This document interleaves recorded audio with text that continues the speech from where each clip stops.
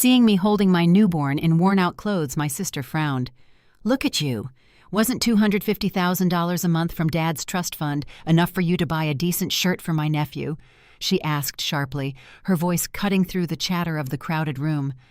I met her eyes and said quietly, "I never received a single dollar." For a moment, the entire room went completely silent. Then she grabbed her phone and frantically called her trust lawyers. Minutes later, her face drained of all color when she heard the exact zero balance. But the truth of where that massive fortune had actually gone was much worse. My name is Maya, and I'm 34 years old. If you're watching this from somewhere where family drama hits close to home, take a moment to like and subscribe. Let me know where you're watching from in the comments below. Trust me, you'll want to hear how I handled the ultimate betrayal from my own blood. It was late Thursday afternoon on Thanksgiving Day. The weather outside in our affluent Atlanta suburb was crisp and cool, but inside, my sister Chloe's sprawling $12 million penthouse mansion, the air felt suffocatingly thick. I stood in the grand foyer holding my 3-month-old son Leo tightly against my chest. He was wrapped in a faded cotton baby blanket that had seen better days. I was wearing a pair of thrift store jeans and a frayed wool sweater that hung loosely over my postpartum frame. The contrast between my appearance and the sheer opulence of my surroundings was glaring. The penthouse smelled of expensive catered roasted turkey, warm cinnamon apple tarts, and heavy designer perfumes. Through the massive glass French doors, I could see the main living room. Crystal chandeliers cast a warm golden glow over the imported Italian leather sofas and the towering floral centerpieces. Around the custom mahogany dining table sat the people who were supposed to be my family. They were laughing and clinking crystal champagne flutes, completely oblivious to my arrival. My mother Brenda was seated at the head of the table, sipping a glass of rare vintage red wine. She was draped in expensive silk and wearing the heavy diamond necklace she insisted she deserved for raising us. Across from her, my brother Trey was loudly bragging to a distant cousin about his latest luxury sports car purchase. And then there was my older sister Chloe. At 38 years old, Chloe was the highly visible chief executive officer of a massive cosmetics empire. She looked every bit the part of a wealthy socialite. She wore a custom-tailored emerald green dress that clung perfectly to her figure, and her hair was styled into flawless glossy waves. I took a deep breath, adjusting Leo in my arms, and stepped off the marble floor of the foyer onto the plush white rug of the living room. As soon as I crossed that threshold, the loud, joyous laughter in the room abruptly died. Forks clattered against fine bone china plates. The soft jazz music playing from the hidden ceiling speakers suddenly seemed incredibly loud. Every single pair of eyes turned toward me. The disgust on their faces was not hidden or subtle. It was paraded openly. Chloe set her crystal champagne flute down on the table with a sharp clink that echoed in the sudden quiet. She pushed her chair back and stood up. She marched toward me, her designer heels clicking rhythmically and menacingly on the hardwood floor until she stopped just inches away from me. She didn't look down at my sleeping son. She didn't ask how I was doing after giving birth. She didn't offer me a seat. Instead, her perfectly lined eyes raked up and down my cheap clothes with absolute contempt. She crossed her arms over her chest and let out a harsh, cruel scoff. "Look at you, Maya. Just look at you. You walk into my home on a holiday looking like you just crawled out of a homeless shelter. Wasn't $250,000 a month from our father's trust fund enough for you to buy a decent shirt for my nephew?" She spat the words out like venom, making sure her voice was loud enough for every single guest in the massive room to hear. The relatives sitting at the dining table murmured in agreement. My mother Brenda shook her head in visible dramatic disappointment, letting out a loud sigh. They all thought I was a pathetic failure. They all believed the narrative that I was squandering a massive inheritance on some reckless, irresponsible lifestyle.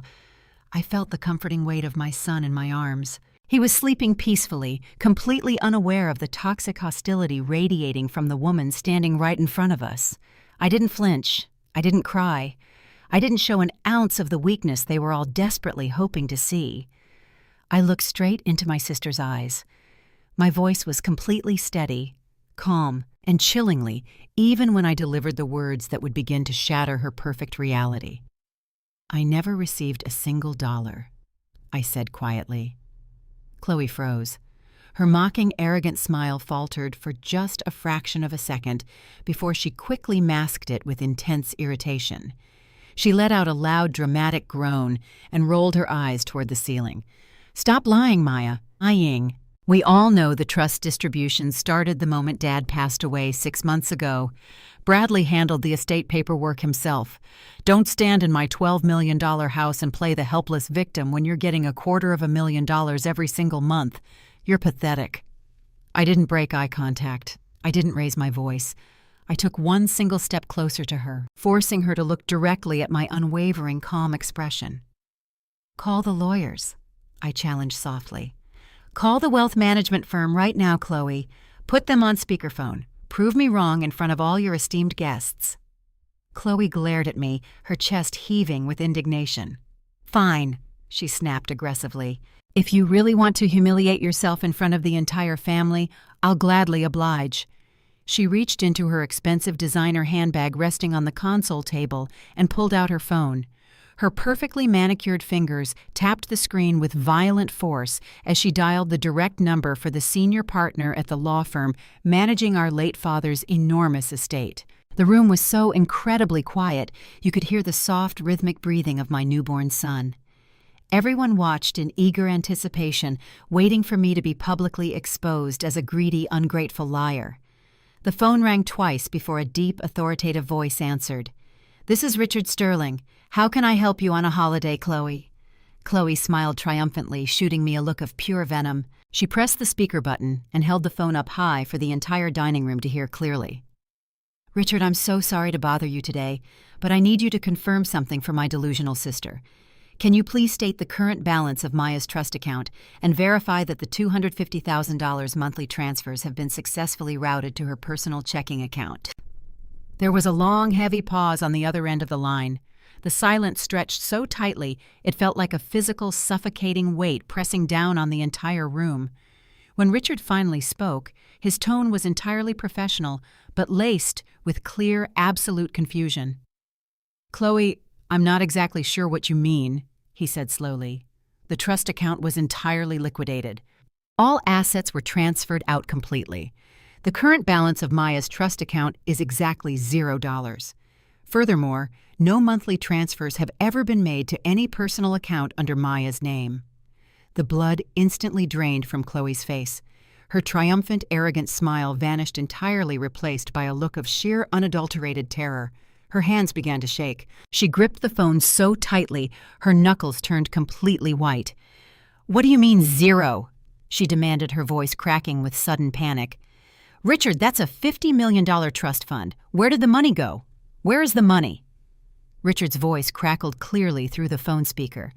"As per the legal authorization document submitted to our office 5 months ago, the entire sum of the funds was rerouted to an external corporate holding account.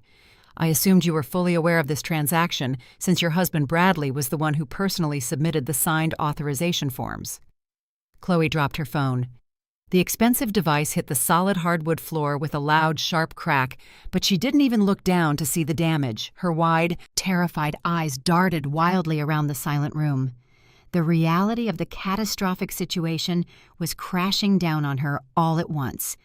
$50 million was gone. The family's massive safety net was completely gone. But instead of turning her anger toward the truth, she turned her blind panic right back to me. Her shock quickly morphed into violent, irrational rage. She took a threatening, aggressive step toward me, her hands balled into tight, shaking fists. "What did you do?" she screamed, spit flying from her trembling lips. "Where did you hide the money, you thief?"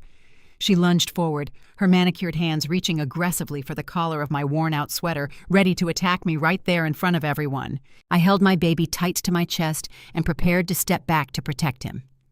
But before her hands could even touch my clothes, a large, heavy hand grabbed her wrist forcefully from behind, stopping her dead in her tracks. The large hand belonged to Bradley. My brother-in-law was a tall, broad-shouldered man who carried himself with the unearned confidence of someone who had never been told no in his entire life. He wore a perfectly tailored navy blue suit that probably cost more than the average car. His grip on Chloe was firm but controlled. He pulled her back gently but decisively, stepping between us like a valiant knight protecting his fragile wife from a dangerous intruder. Chloe immediately melted into his side, burying her face in his chest and letting out a dramatic sob. The room let out a collective breath of relief. Bradley was the chief financial officer of the family trust and the undisputed golden boy in my mother's eyes. To them, he was the voice of reason, the educated outsider who had graciously stooped down to manage our chaotic family affairs. Bradley smoothed his designer tie and looked at me with a mixture of pity and severe disappointment. He didn't yell. He didn't lose his temper like Chloe did. That wasn't his style. Bradley preferred a much more insidious form of control. He was a master gaslighter who could stab you in the back and convince you that you fell on the knife yourself. He patted Chloe on the shoulder and walked slowly over to the entryway console table where his imported leather briefcase was resting. The metallic click of the briefcase latches opening sounded like a gunshot in the quiet room. He reached inside and pulled out a thick stack of crisp white papers. He walked back to the dining table and tossed the documents down with a heavy thud. They were bank statements, pages and pages of transaction records bearing the official logo of the wealth management firm. They looked incredibly real, but I knew exactly what they were because I analyzed fraudulent documents for a living. They were masterfully forged. Bradley rested his hands on the table and leaned forward, looking around the room to ensure he had a captive audience. He was putting on a clinic in manipulation. He sighed heavily, running a hand through his perfectly styled blonde hair, acting like a man who was utterly exhausted by the burden of caring for a broken family member. "I'm so sorry everyone has to witness this on a holiday," he announced, his deep voice carrying a tone of absolute martyrdom. "We really tried to keep this private to protect Maya's dignity, but since she wants to come in here and play the victim, I have no choice but to show you all the truth." He tapped a manicured finger against the stack of fake statements. "Every single transfer is documented right here. $250,000 routed perfectly on the first of every month directly into Maya's private checking account. I personally authorized every single transaction." Then he turned his piercing gaze directly onto me. He shook his head slowly, a look of deep sorrow etched onto his face. "Come on, Maya. We thought you kicked the gambling habit. We transferred the money religiously. Why are you making up lies to extort your own sister?" The audacity of his lie was breathtaking. He was publicly weaponizing a completely fabricated past against me. Years ago, when I was a naive college student, my older brother Trey had stolen a massive amount of money from our father's business. To save himself, Trey blamed it on me, claiming I had a secret underground gambling addiction. My parents had believed Trey without a single moment of hesitation. They never asked for proof. They simply branded me the black sheep and cut me off. Bradley had taken that old, painful family rumor and weaponized it to cover his own massive corporate theft. If there was a camera in the room, it would have smoothly panned from my completely stoic, unblinking face directly over to Bradley. His face was a mask of gentle concern for the family, but his eyes gave him away. Deep in his pale blue eyes, he wore a condescending, triumphant smirk. He thought he had outsmarted me. He thought because he was a wealthy white executive standing in a room full of people who already despised me, his word would be taken as absolute gospel. The reaction in the room was immediate and entirely predictable. The subtle murmurs of the extended family grew into loud gasps of outrage. Cousins and aunts shook their heads, muttering under their breath about how shameful it was for me to stoop this low. I watched the fake sympathy roll off Bradley in waves. He was enjoying this. He loved playing the intelligent savior who had to step in and manage the chaotic, reckless black sheep of the family. He genuinely believed that I was just a desperate, poor single mother who would crumble under the weight of his forged paperwork. He thought I would break down crying, admit defeat, and beg for a handout just to survive the winter. He expected me to be intimidated by his title, his suit, and his sheer audacity. Bradley took another step toward me, his hands tucked casually into his trouser pockets. "You know, Maya, I really went to bat for you." He continued, his voice dripping with fake sincerity. "When your father passed away, Chloe wanted to cut you out completely. She said you'd just blow it all at the casinos like you did back in college, but I convinced her to set up the monthly distributions. I told her we had a moral obligation to help you get back on your feet. especially since you had a baby on the way with no husband in sight. And this is how you repay us, by storming into our home dressed like a vagrant, accusing us of stealing your inheritance." I looked down at the forged documents resting on the mahogany table. Bradley had gone to great lengths to make them look authentic. He had copied the watermarks, the specific font types, and the exact layout used by Richard Sterling's firm. To an untrained eye, they were flawless evidence of my guilt. To the family sitting around the table, they were absolute proof that I was a lying, manipulative addict trying to steal from the only people who had ever shown me mercy. Chloe had stopped crying and was now looking at me with intense, self-righteous anger. She felt completely vindicated by her husband's brilliant lie. She wiped a stray tear from her perfectly powdered cheek and sneered.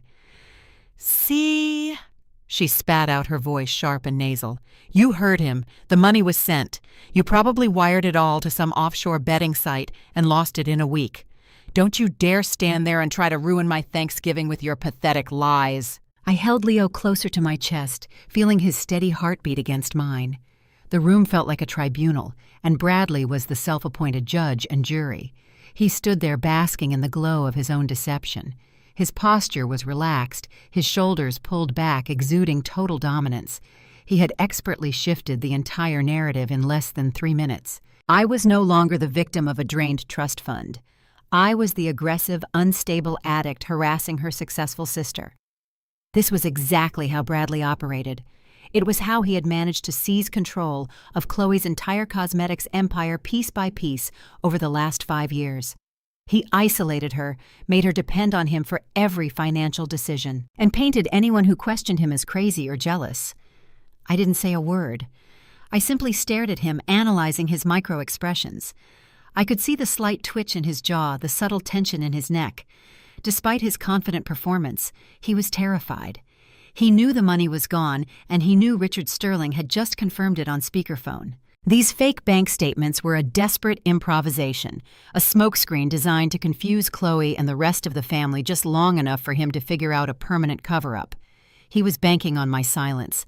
He was banking on the historical dynamic of my family, where my voice was always drowned out by their collective judgment. Bradley tilted his head, leaning in closer to me so only I could see the malicious glint in his eyes. "Do yourself a favor, Maya," he murmured, his voice dropping to a low, threatening register. "Walk out that door right now. Take your kid, go back to whatever hole you crawled out of, and we'll pretend this little extortion attempt never happened. Push this any further, and I'll have my legal team bury you so deep in litigation you won't even be able to afford diapers." The entire room waited for my response. They waited for me to lower my head in shame and walk out the front door in total defeat. They wanted the deep satisfaction of watching me break in front of them, but I remained perfectly still. My face was a mask of cold, calculated indifference. I wasn't the scared 20-year-old girl they had bullied in the past.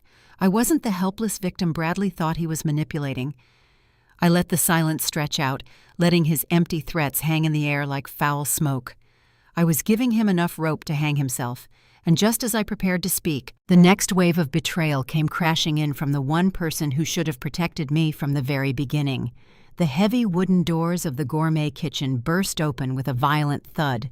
My mother Brenda stormed into the dining room, her heels striking the hardwood floor like a judge striking a gavel.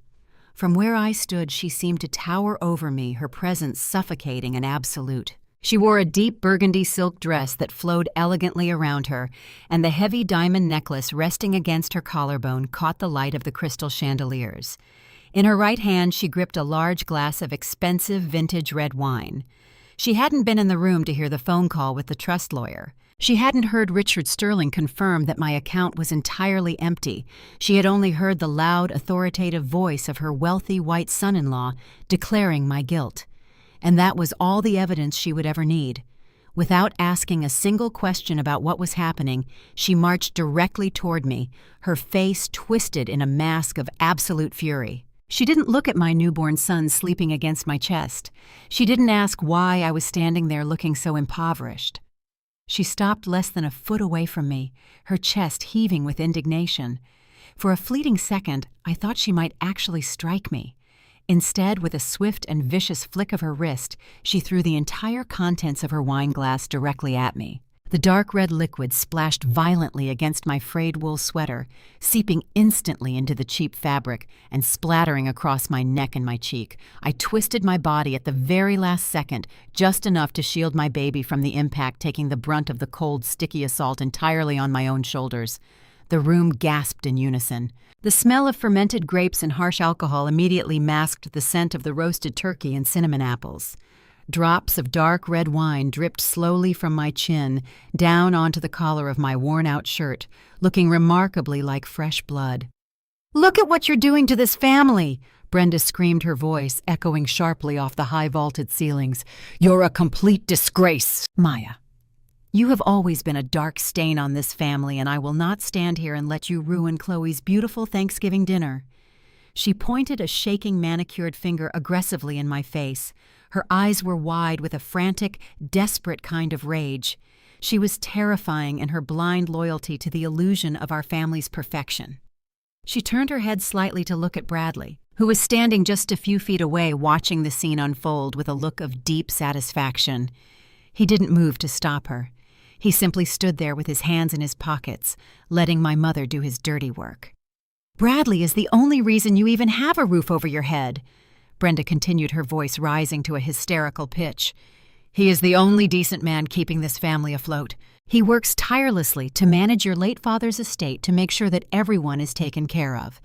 And this is how you repay him, by storming in here and accusing him of theft. You're delusional, Maya. You're sick." She took another step closer, her breath hot and smelling of wine. "I knew you were a lost cause the day you dropped out of Spelman College. We gave you every opportunity to succeed. We gave you the best education, the best clothes, the best life, and you threw it all away because you lacked discipline. You threw your life away on gambling and bad decisions. Now you stand here dressed like a beggar, trying to extort the very man who convinced your sister not to cut you out completely. You should be on your knees thanking Bradley for his grace. I demand that you apologize to him right now. Apologize to Bradley and then get out of my sight." The silence that followed her outburst was heavy and oppressive. The entire extended family watched with bated breath, waiting for me to shatter. This was the dynamic I had grown up with. My mother had always worshipped at the altar of wealth and status. When Chloe married Bradley, Brenda viewed him as the ultimate prize. He was a wealthy, educated white executive who brought corporate legitimacy to our family name. In my mother's eyes, Bradley could do absolutely no wrong. He was the golden savior, and any attack on him was an attack on her own fragile social standing. She was willing to completely destroy her own daughter just to protect the ego of her son-in-law. I felt the cold wine soaking through my sweater, chilling my skin. I felt the collective judgment of every aunt, uncle, and cousin sitting at that massive dining table. But I didn't shed a single tear. I didn't raise my voice in self-defense. I didn't try to explain about the phone call or the drained trust fund. Explaining would mean I was on the defensive, and I was entirely done defending myself to people who were committed to misunderstanding me. Instead, my right hand dropped slowly to my side, down by my hip, completely out of my mother's direct line of sight. My fingers curled inward. I formed a fist so incredibly tight that my fingernails bit sharply into the palm of my hand, and my knuckles turned entirely white. It was the only physical manifestation of the intense, raging storm inside of me. I channeled every ounce of my childhood pain, every memory of being cast aside, and every single drop of this current humiliation directly into that clenched fist. I grounded myself in the physical sensation of my nails pressing into my skin. It kept me anchored. It kept my face completely devoid of emotion. Moving with deliberate and agonizing slowness, I reached into the side pocket of the cheap canvas diaper bag hanging off my shoulder. I pulled out a generic, unscented baby wipe. The sound of the plastic crinkling was strangely loud in the silent room. I unfolded the thin white cloth and brought it up to my face. I didn't look at my mother. I completely ignored her existence. Instead, I locked my eyes directly onto Bradley. I methodically wiped the sticky red wine from my cheek. I wiped it from my chin. I wiped the droplets from my neck. My movements were calm, precise, and chillingly steady. I held Bradley's gaze the entire time. I wanted him to see that his puppet master routine was failing. I wanted him to look into my eyes and realize that the scared little girl he thought he could manipulate no longer existed. Bradley's condescending smile began to falter. The smug satisfaction slowly drained from his face, replaced by a subtle flicker of genuine uncertainty. He shifted his weight uncomfortably under my unwavering stare. He had expected my mother's brutal verbal assault to break me. He had expected me to dissolve into a puddle of tears and run out the front door in total humiliation. But my complete lack of reaction was deeply unsettling to him. It was a terrifying kind of calm. It was the calm of a predator who has already locked the cage doors from the inside. My mother, realizing that I was completely ignoring her, grew even more enraged. "Are you listening to me, you disrespectful brat?" she hissed, stepping directly into my line of sight to block my view of Bradley. "I said apologize to him." I lowered the stained baby wipe and finally looked at her. Her face was flushed, her eyes wild with the desperate need to control me. I looked at the woman who had given birth to me, the woman who had just publicly humiliated me to protect a man who was actively robbing her blind. I felt a profound sense of pity for her. She was so blinded by her own toxic favoritism and her desperate need for high society validation that she couldn't see the massive financial guillotine hanging right above her head. "I'm not going to apologize to anyone, Mother," I said, my voice quiet, but carrying a sharp metallic edge that cut right through her hysteria. "And I'm certainly not going to apologize to a man who is standing in a house he doesn't truly own, pretending to be a savior." Brenda gasped loudly, clutching her diamond necklace as if I had just physically struck her. The extended family let out a collective murmur of shock. Chloe stepped out from behind Bradley, her face red with anger, ready to launch another verbal attack. But I wasn't looking at them anymore. I tossed the wine-soaked baby wipe onto the pristine white rug at my mother's feet. I adjusted my grip on my sleeping son, making sure he was safe and secure. I wasn't retreating. I was simply clearing the battlefield. My mother had played her part perfectly. She had firmly positioned herself on the wrong side of the impending war. She had chosen her allegiance, and now there was absolutely nothing left holding me back from unleashing the absolute truth. I stood tall in the center of the room, letting the wine dry cold against my skin. The tension in the air was so thick it was hard to breathe. I kept my eyes locked on Bradley, watching his chest rise and fall as his breathing grew slightly more rapid. The trap was set. The bait had been taken. Now all I had to do was wait for the next arrogant piece of prey to walk right into the room and seal their own destruction. The tense silence in the living room was violently shattered by the deafening roar of a high-performance engine. The aggressive mechanical growl echoed off the manicured courtyard outside, vibrating straight through the thick floor-to-ceiling windows of the penthouse. Everyone turned their heads toward the sound. The heavy custom mahogany front doors swung open with a dramatic flourish, and my older brother Trey strolled into the foyer. He walked with the exaggerated swagger of a man who firmly believed he was the absolute center of the universe. Trey was 36 years old, but he still carried himself like an arrogant fraternity brother who had just hit a massive lottery jackpot. He was dressed head to toe in absurdly flashy designer clothing that screamed new money.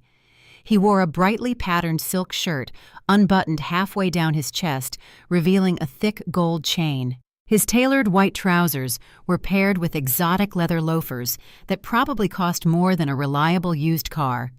He tossed a set of keys bearing a Lamborghini logo onto the entryway console table, with a loud metallic clatter, making absolutely sure everyone in the room noticed exactly what he was driving. "What's going on in here?" Trey shouted, his booming voice completely oblivious to the suffocating tension in the room. He didn't notice the terrified, pale look on Chloe's face. He didn't seem to care about the dark red wine stain currently drying on my cheap wool sweater. He was far too absorbed in his own grand entrance. "I just locked down the biggest deal of my entire life, and you all look like somebody died. We're supposed to be celebrating." He swaggered into the dining room, spreading his arms wide as if waiting for a round of applause. If a camera were filming this moment, it would have glided smoothly alongside his arrogant strut, capturing the awe and admiration of the extended family before tracking his movement right up to the dining table. He immediately launched into a loud, aggressive monologue about his latest business venture. For the past decade, Trey had bounced from one failed idea to another, always funded by our parents. This time, he claimed to be the founder of a revolutionary tech startup that was going to disrupt the entire software industry.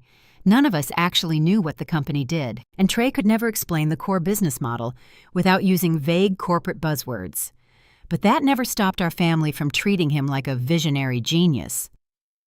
"I just secured a massive Series A funding round," Trey boasted, puffing out his chest and looking around the room to soak in the attention. "The investors are practically begging to throw money at me. I'm telling you all right now, this company is going public by next year, and I'm going to be a billionaire." As he spoke, he gestured wildly with his hands, intentionally flashing the heavy piece of jewelry strapped to his left wrist. It was a massive diamond-encrusted Rolex watch. The precious stones caught the warm light of the crystal chandeliers, throwing fractured beams of rainbow light across the room. He held his wrist up, tapping the face of the watch with a smug grin. "I had to treat myself," he declared proudly. "You don't close a deal this big and walk away empty-handed. Only the absolute best for the chief executive officer." The transformation in my mother was instantaneous and deeply disturbing. The furious, violent woman who had just thrown a glass of wine at my face vanished entirely. In her place stood a doting, obsessed mother, staring at her eldest son with pure, unfiltered adoration. Brenda practically sprinted across the room, pushing past the dining chairs to throw her arms around Trey. She kissed his cheek repeatedly, her face beaming with absolute pride. "Oh, my beautiful, brilliant boy." Brenda gushed, her voice dripping with toxic favoritism. "I always knew you were destined for greatness. You are the absolute pride of this family, Trey, the pride of our entire bloodline. Look at what you've accomplished all on your own through hard work and sheer brilliance." She turned around and glared at me, using Trey's fabricated success as a weapon to deepen my humiliation. "Look at your brother Maya." Brenda spat, her voice returning to that harsh, venomous tone. "Take a good look at what a real success story looks like. While you're standing there in dirty clothes, begging for handouts and trying to ruin your sister's marriage, your brother is building an empire. You should be taking notes instead of making up vicious lies to hurt the people who take care of you." Bradley was quick to join the sickening chorus of praise. He stepped forward, slipping his hands casually into his tailored suit pockets, and gave Trey a firm, validating nod. He played the role of the supportive, wealthy brother-in-law perfectly. "Congratulations, Trey," Bradley said, his deep voice projecting absolute authority and fake sincerity. "I reviewed your initial business proposals last month, and I knew right away you had a winning concept. It takes a brilliant mind to secure that kind of capital in today's market. You've earned every single penny." It was a masterful performance. Bradley was validating Trey's delusions of grandeur right in front of the entire family, cementing his own position as the benevolent patriarch who guided the family to success. But I knew the dark, ugly truth hiding beneath their mutual admiration. Bradley wasn't praising Trey out of familial love or respect. Bradley supported Trey because Trey was the perfect, useful idiot, a desperate, arrogant man, eager to play the role of a wealthy tech founder without ever looking closely at the actual accounting books. Trey finally seemed to notice me standing quietly in the center of the room. He looked me up and down, his lip curling in a deep sneer of absolute disgust. He completely ignored the sleeping baby resting against my chest. "What is she even doing here?" Trey asked, addressing our mother as if I were a stray dog that had wandered into the house. "I thought we agreed not to invite her this year, and what is that horrible smell? Did she spill cheap wine all over herself? She came here to extort us, Trey." Chloe suddenly spoke up, her voice shaking as she desperately tried to regain control of the narrative and hide her own rising panic. "She's claiming that her trust fund is completely empty and she's trying to blame Bradley for it. It's absolutely pathetic." Trey let out a loud, obnoxious laugh, throwing his head back in pure amusement. "Extort us," he repeated, mocking the very idea. "Are you kidding me, Maya? You're seriously trying to shake down the man who literally pays your rent. You have always been a jealous, bitter loser, but this is a new low even for you. Get out of here before I call the cops and have you arrested for trespassing." The extended family murmured their agreement, nodding along with Trey's harsh, degrading words. The aunts and uncles who had watched me grow up now looked at me with open hostility, fully siding with the wealthy tech founder and the white corporate executive. They were all completely blinded by the flashy cars, the expensive suits, and the diamond watches. They couldn't see the massive financial house of cards teetering right in front of them, but I could see it. I could see every single fragile supporting beam, and I knew exactly which one to kick to bring the entire structure crashing down. I didn't react to Trey's insults. I didn't flinch when my mother praised him and degraded me in the exact same breath. My eyes were completely fixed on the heavy, glittering watch strapped to my brother's wrist. The visual focus of my attention zoomed in entirely on that single piece of jewelry, shutting out the noise of their insults and their arrogant laughter. As a financial crimes analyst, my brain doesn't process diamonds and gold the way normal people do. I don't see luxury. I see ledger entries, wire transfers, and dates of purchase. I analyze the watch with the cold, absolute precision of a predator zeroing in on a fatal wound. It wasn't just any Rolex. It was a highly specific model. I knew the exact market value of that piece. I knew the waiting list required to purchase it. And most importantly, my mind instantly cross-referenced the cost of that watch with the specific financial anomalies I had been tracking for the past 6 months. The math was absolutely flawless. The timeline was sheer perfection. Trey thought he was flaunting the ultimate symbol of his hard-earned success. He had absolutely no idea that he had just walked into a room full of people and proudly strapped the murder weapon directly to his own wrist. He had brought me the exact piece of undeniable physical evidence I needed to completely destroy Bradley's carefully constructed lie. A slow, chilling half-smile crept onto my face. It wasn't a smile of joy or amusement. It was the dark, terrifying smile of a woman who had finally cornered her abusers. I looked up from the diamond-encrusted watch and met Trey's arrogant gaze directly. The trap hadn't just been sprung. The prey had gleefully locked the cage from the inside. "That's a beautiful piece of machinery, Trey," I said, my voice slicing cleanly through the thick, heavy air of the dining room. "A Rolex Daytona customized with factory-set diamonds. It's an impressive status symbol for a man claiming to be a self-made tech founder." The entire room fell completely silent. Trey blinked, his arrogant smile faltering for just a second as he looked down at his wrist and then back up at me. He was confused by my sudden shift in tone. He expected me to be crying or screaming, not calmly appraising his jewelry. "It retails for exactly $150,000. I continued, stepping away from the entryway and moving slowly toward the massive mahogany dining table. "And the wait list for that specific model is over 2 years, unless you buy it on the gray market for a significant premium, which means you paid entirely in cash to secure it immediately." Trey puffed out his chest, trying to regain his dominant posture. "Yeah, I paid cash," he scoffed loudly. "Because I'm successful, Maya. Because I know how to close deals, something you clearly know nothing about looking the way you do right now." I didn't look at Trey. I turned my head slowly and locked my eyes directly onto Bradley. My brother-in-law was still standing there with his hands in his pockets, but his entire body had gone completely rigid. "You purchased it on the 12th of last month, Trey," I said, my voice dropping to a low, icy register that commanded the absolute attention of every single person in the room. "The exact same day the first massive withdrawal of $250,000 was made from my private trust fund. Isn't that right, Bradley?" The silence that followed was absolute. It was the kind of deafening quiet that only happens right before a massive explosion. I watched the color rapidly drain from Bradley's face. His perfectly tanned skin turned an unhealthy shade of pale gray. The smug, condescending smirk that he had worn just moments ago completely vanished. He froze, entirely unable to form a single coherent word. He knew that I had just connected the dots in a way he never anticipated. He thought he had buried the paper trail so deeply in corporate shell companies that a supposedly broke single mother would never be able to trace it.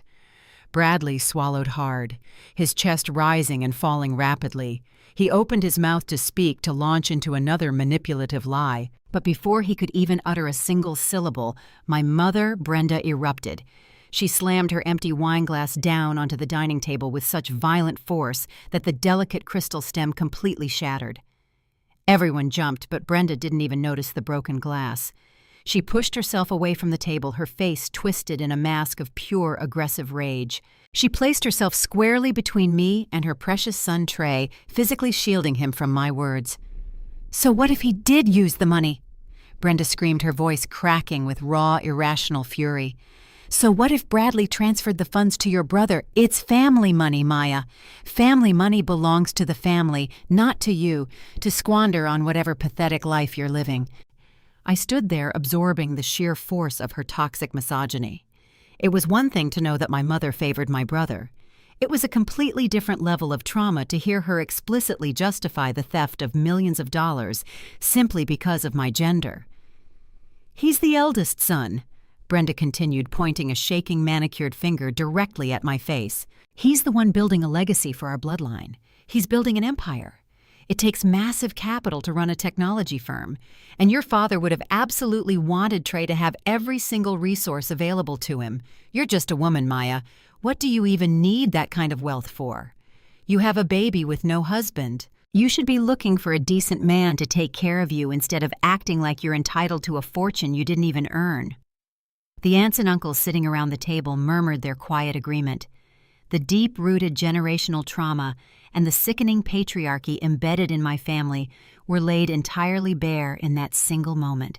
They genuinely believed that Trey, by virtue of simply being born male, was inherently entitled to everything. They believed that my only purpose was to be subservient to marry well and to remain quietly in the background. They saw absolutely nothing wrong with a wealthy white man and an arrogant golden child conspiring to rob a black woman of her rightful inheritance. Chloe looked back and forth between Bradley and our mother. Her eyes were wide with rising panic.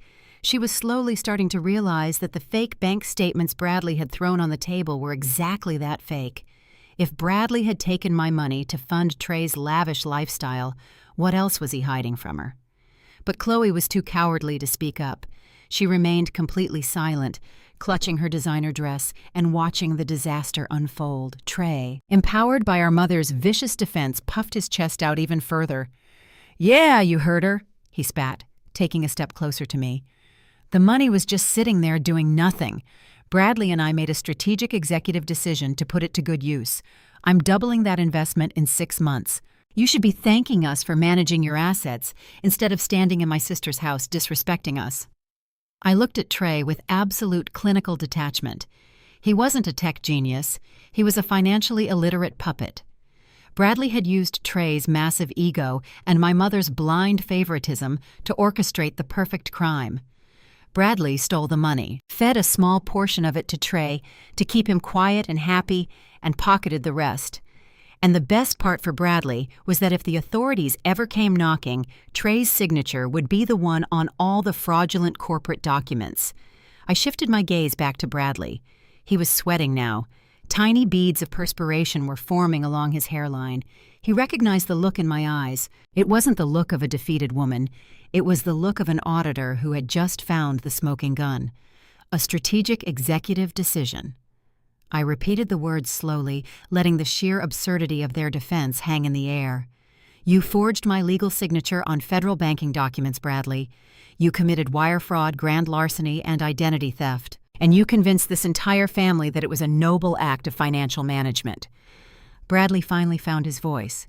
It was shaky and lacked all of the booming authority he had displayed just 10 minutes ago. "Now you listen to me, Maya," he stammered, raising a hand in a desperate attempt to regain control of the room.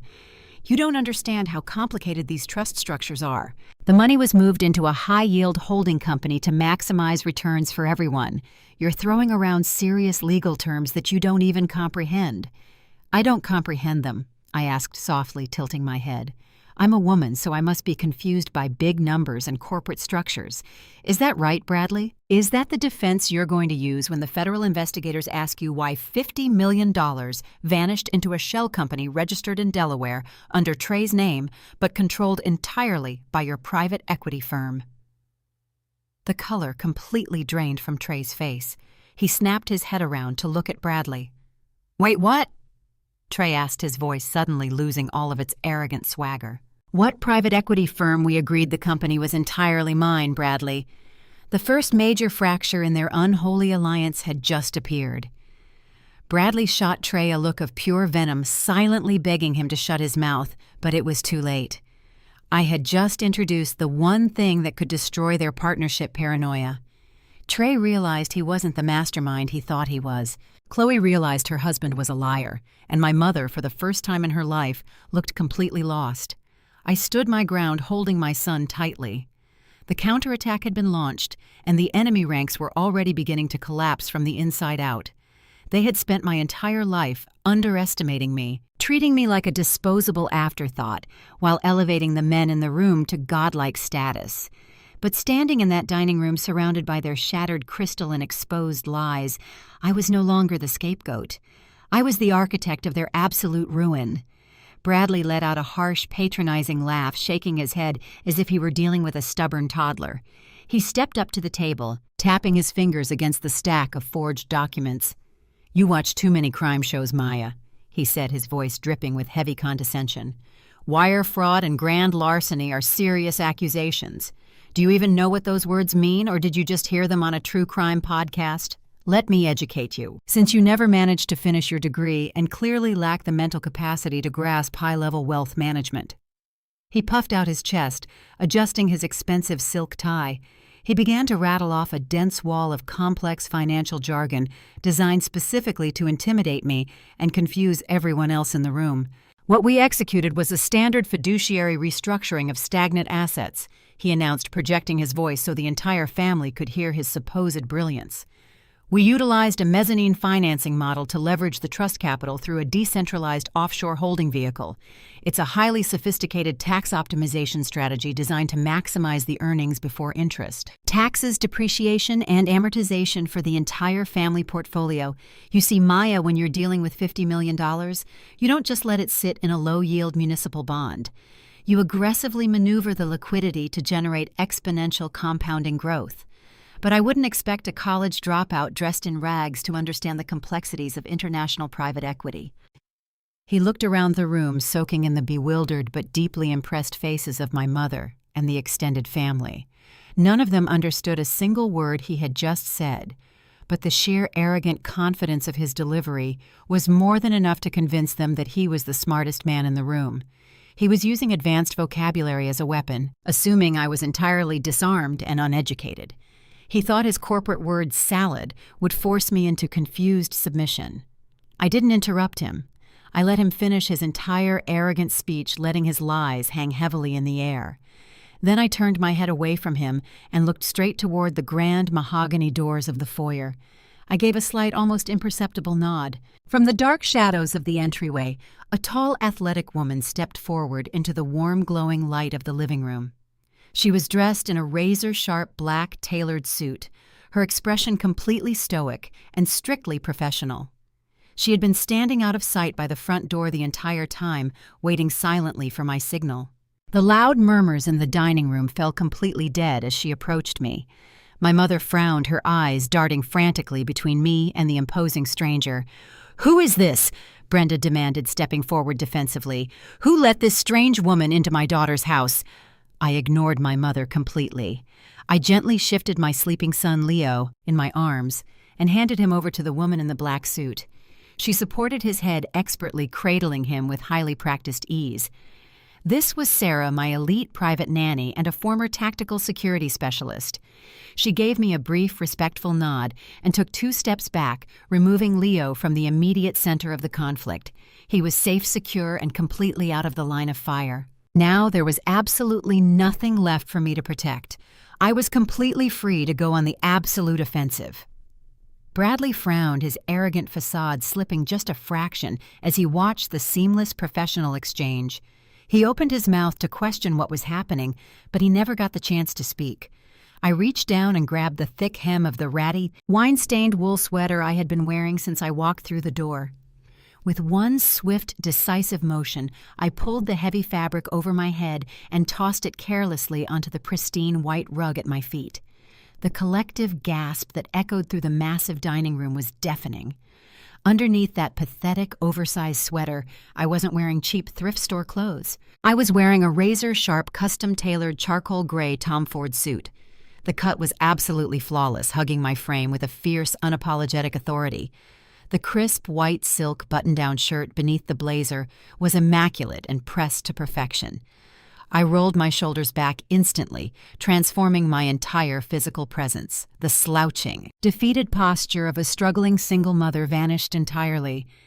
It was instantly replaced by the towering, commanding presence of an apex predator in the corporate financial world. If this moment were captured on film, the camera would have whipped around me in a rapid 180-degree arc, capturing the absolute sheer shock on the faces of my family. The atmosphere and the lighting in the room seemed to shift dynamically from shadowy oppression to striking, brilliant clarity. I was no longer the helpless victim they had trapped in their crosshairs. I was the executioner, stepping confidently onto the chopping block. Chloe physically stumbled backward, her designer heels catching on the rug as she bumped into the edge of the mahogany table. Her wide eyes roamed over the exquisite, pristine stitching of my suit, recognizing the luxury brand instantly. She knew the elite cosmetics industry, and she knew high fashion. She knew immediately that the tailored suit I was wearing cost more than her entire seasonal wardrobe budget.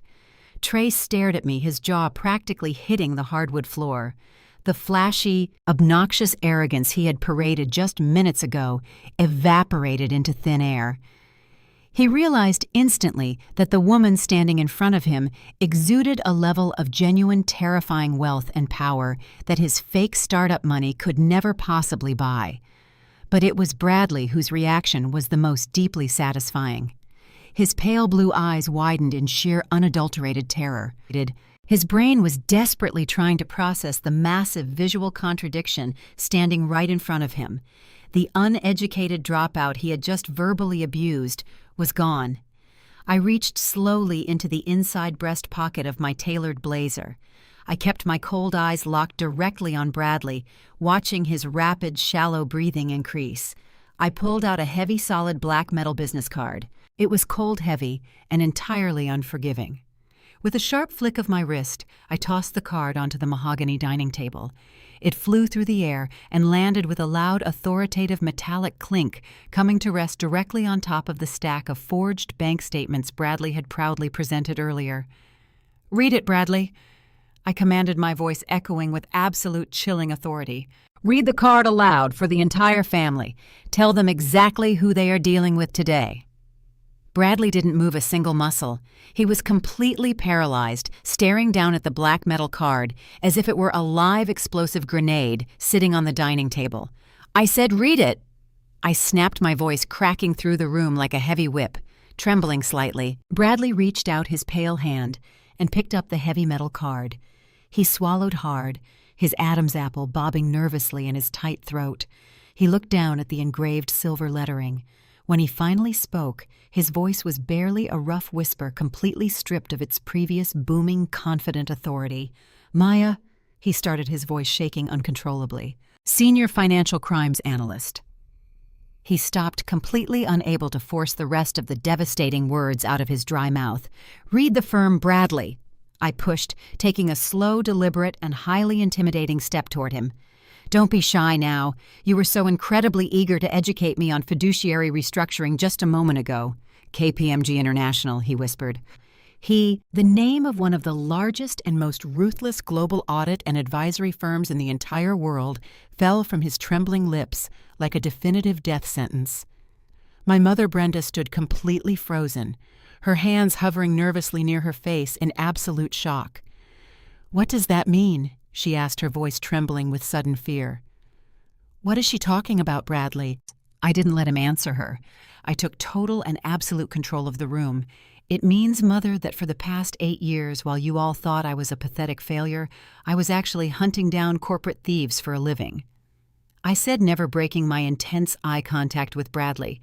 "It means I investigate massive financial frauds, international money laundering, and corporate embezzlement for federal regulatory agencies and Fortune 500 companies."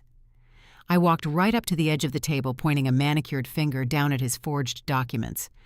So when you stand there, Bradley, and try to dazzle me with empty buzzwords like mezzanine financing and offshore optimization, you sound exactly like every other desperate amateur criminal I've personally put behind federal bars. Bradley took a clumsy step back, bumping hard into his terrified wife. He was completely out of his depth, and his panicked eyes showed that he finally knew it. "Let me educate you now, Bradley." I continued, my voice slicing through the silent room with surgical precision. A decentralized offshore holding vehicle is only invisible if the primary signatory doesn't leave a digital fingerprint on the initial wire transfer. But you were incredibly arrogant and remarkably sloppy. You used your personal corporate authorization code to bypass the secondary security protocols on my father's trust. You routed $50 million through a shell company in Delaware listed under Trey's social security number, but the IP address for the transaction pinged directly back to your private office server. I paused, letting the devastating reality of my clinical words sink deep into his terrified brain. "That's not tax optimization, Bradley," I said, leaning forward, resting my hands flat on the table. "That is a textbook violation of the Racketeer Influenced and Corrupt Organizations Act. It carries a mandatory minimum federal prison sentence of 20 years. And those bank statements you just printed to show my mother, that's called presenting fabricated financial instruments to conceal a major felony. You just added another 5 years to your impending federal sentence." The entire room was completely paralyzed in horror. The grand living room, which had been a stage for my public humiliation just moments ago, had dynamically transformed into a sterile, hostile interrogation room. The family members who had laughed at me and called me an addict were now staring at me in terrified, silent awe. I had completely stripped away the pathetic facade they had forced upon me for decades. I wasn't the broken black sheep. I was the apex predator they had unknowingly invited into their home. Chloe grabbed Bradley by the arm, her perfectly manicured fingers digging desperately into the fabric of his expensive suit. "Bradley, tell me she's lying," Chloe begged, her voice cracking with hysterical, rising panic. "Tell me you didn't steal her money. Tell me you didn't commit federal fraud." But Bradley couldn't speak a single word of defense. The charismatic manipulator was entirely gone, replaced by a cornered, sweating, and terrified animal. He looked desperately down at the heavy black metal card resting on the table, realizing that every single lie he had built his entire life around was currently collapsing into dust. And the best part was that I hadn't even dropped the heaviest piece of evidence yet. I reached back into the side pocket of the cheap canvas diaper bag that I had carried into the penthouse. That worn-out bag didn't just hold baby formula and spare clothes. It held the absolute destruction of Bradley and his entire fabricated existence. I reached past the baby wipes and pulled out a thick, heavy manila envelope secured with a tight string tie. I unwound the string slowly, deliberately, letting the agonizing anticipation fill the dead silent room. I pulled out a massive stack of crisp, thick documents and slammed them down directly onto the polished mahogany dining table right next to Bradley's fabricated papers. The sound of the heavy paper hitting the wood echoed like a thunderclap. These were not printed on flimsy, cheap home office paper to look like standard bank statements. These were certified official documents pulled directly from the highest level of federal banking oversight. Stamped clearly across the top right corner of every single page was the bright raised red seal of the Federal Reserve Bank. The deep crimson ink seemed to glow under the warm light of the crystal chandeliers, radiating absolute, undeniable legal authority. I tapped my manicured index finger directly onto the red seal. "These are the real unedited transaction logs for our father's trust fund, Bradley," I said, my voice cold and echoing with absolute certainty. "Let's take a very close look at your supposed financial genius." I fanned the heavy pages out across the smooth surface of the table so that my mother, my brother, and my sister could see the stark, undeniable contrast between the two sets of documents. Bradley's fake papers showed neat, simple transfers wrapped in clean little lies. The real federal documents showed a chaotic, desperate maze of wire reroutes, shadow transfers, and offshore dummy accounts. It was the frantic digital footprint of a man who was terrified of being caught but too greedy to stop stealing. I pointed to a specific line item on the very first page of the certified log. On the first day of every single month, exactly $250,000 was withdrawn from the primary trust account. But it never went into a holding vehicle for me to manage. It went directly into a shadow account registered in the Cayman Islands, an account that Bradley opened using my stolen Social Security number and a completely forged signature. I slid a specific piece of paper across the table, separating it from the rest of the stack.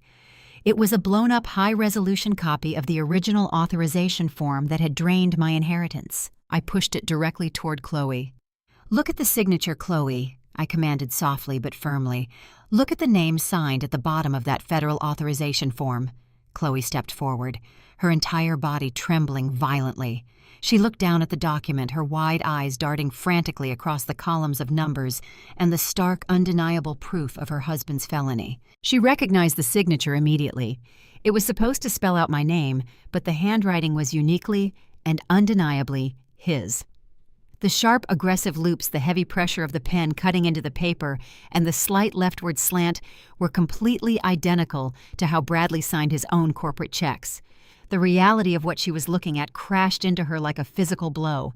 The man she slept next to, the man she defended, the man who had convinced her to cut ties with her own sister, had orchestrated a massive federal crime under her own roof. Chloe began to hyperventilate, her chest heaving erratically, and she clutched desperately at the collar of her expensive emerald green dress, gasping loudly for air. Her perfectly styled hair fell forward as she stumbled backward, away from the table, away from the documents, and away from the man she had married. She bumped hard into a dining chair, sending it scraping loudly across the hardwood floor. "He forged it!" she gasped, her voice high-pitched and strangled with raw panic. "Oh my God, you forged her name, Bradley! You actually forged her name on federal banking documents. You stole the money. You stole our father's money, and you made it look like she took it." Chloe's knees buckled slightly, and she had to grip the back of the dining chair just to keep herself standing. She was completely unraveling right in front of the entire family. The perfect wealthy socialite facade had been entirely shattered by a single piece of paper. "It gets significantly worse, Chloe," I said, refusing to let the momentum slow down for even a single second. I traced my finger down the page to the secondary transfer log, tracing the exact path of the stolen capital. From that offshore shadow account, the massive sum of money was broken down into smaller, seemingly untraceable increments. Those increments were then funneled directly back into the United States and deposited right into Trey's Delaware shell company. I turned my cold gaze toward my brother. Trey was standing completely frozen, his mouth hanging slightly open as the catastrophic truth washed over him. "That's how your brilliant brother funded his flashy new tech startup," I announced to the silent, horrified room. "He didn't secure a massive Series A funding round. He doesn't have a revolutionary business model, and no outside investors are throwing money at him. He is living entirely off the stolen monthly allowance that was legally willed to my infant son and me. Trey isn't a tech founder.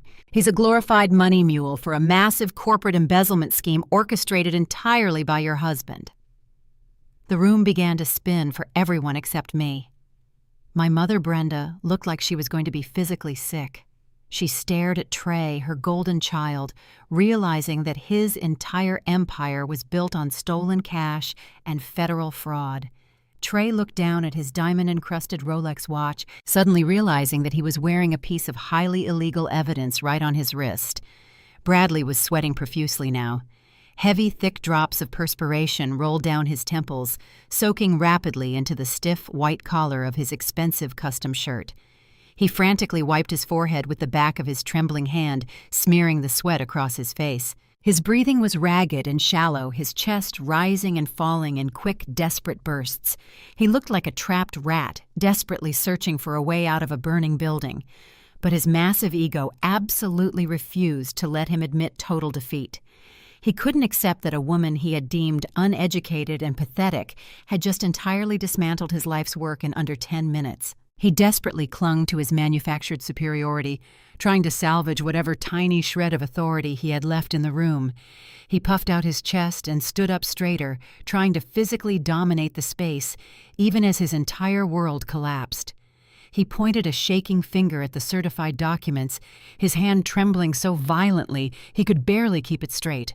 "It was a strategic family investment," he stammered, his voice cracking pitifully, betraying his intense terror. "You're taking this entirely out of context, Maya. You're twisting the narrative to make it look like something it's not." He looked around the room, desperately pleading with the silent family members to believe him. The family needed liquid capital to grow the overall portfolio. He continued, his words rushing out in a frantic, panicked blur. "I made an executive decision. I had to bypass the red tape to reinvest the stagnant funds into a high-growth technological sector. I was protecting the family's wealth. I was doing what your father would have wanted me to do. It was a strategic reallocation of assets." I looked at him with absolute, unfiltered disgust. The sheer audacity of his lie was almost impressive. Even with the undeniable proof of federal forgery staring him right in the face, he was still trying to gaslight the entire room into believing he was the hero. He was still trying to use his corporate vocabulary to hide the fact that he was nothing more than a common thief in an expensive suit. I leaned forward, placing both of my hands flat on the polished mahogany table, bringing my face just inches away from his sweating, terrified face. "You don't forge a signature for a strategic family investment, Bradley," I said, my voice dropping to a terrifying whisper that carried clearly across the silent room. "You don't root a legal trust fund through the Cayman Islands just to avoid red tape. And you certainly don't lie to your wife and your mother-in-law about where the money went while letting them publicly humiliate the rightful owner of those funds." Bradley opened his mouth to argue, but no words came out. His throat was completely dry. His eyes darted wildly around the room, looking for anyone to support him. He looked at Trey, but Trey immediately took a step back, desperately trying to distance himself from the sinking ship. He looked at Brenda, but my mother was completely paralyzed, her hands covering her mouth in sheer horror. Finally, he looked at his wife, but Chloe was staring at him with a look of pure, unadulterated hatred. "You're a thief, Bradley," I stated firmly, delivering the absolute final blow to his pathetic ego. "You're a fraudulent, arrogant thief who thought he could outsmart a financial crimes investigator because you were too blinded by your own supremacist arrogance to ever see me as a threat. And now you're going to lose absolutely everything." The grand dining room, once filled with laughter and the clinking of crystal glasses, was now suffocated by a terrifying silence. The reality of Bradley's crimes hung heavy in the air, a physical weight pressing down on everyone. I watched the realization wash over my family members. The aunts and uncles who had mocked me minutes ago were now staring at the certified bank statements with wide, horrified eyes. They were slowly understanding that the golden boy, the savior they had worshipped, was a massive fraud. But my mother, Brenda, refused to accept reality. She had spent her entire life building her identity around the success of the men in her family.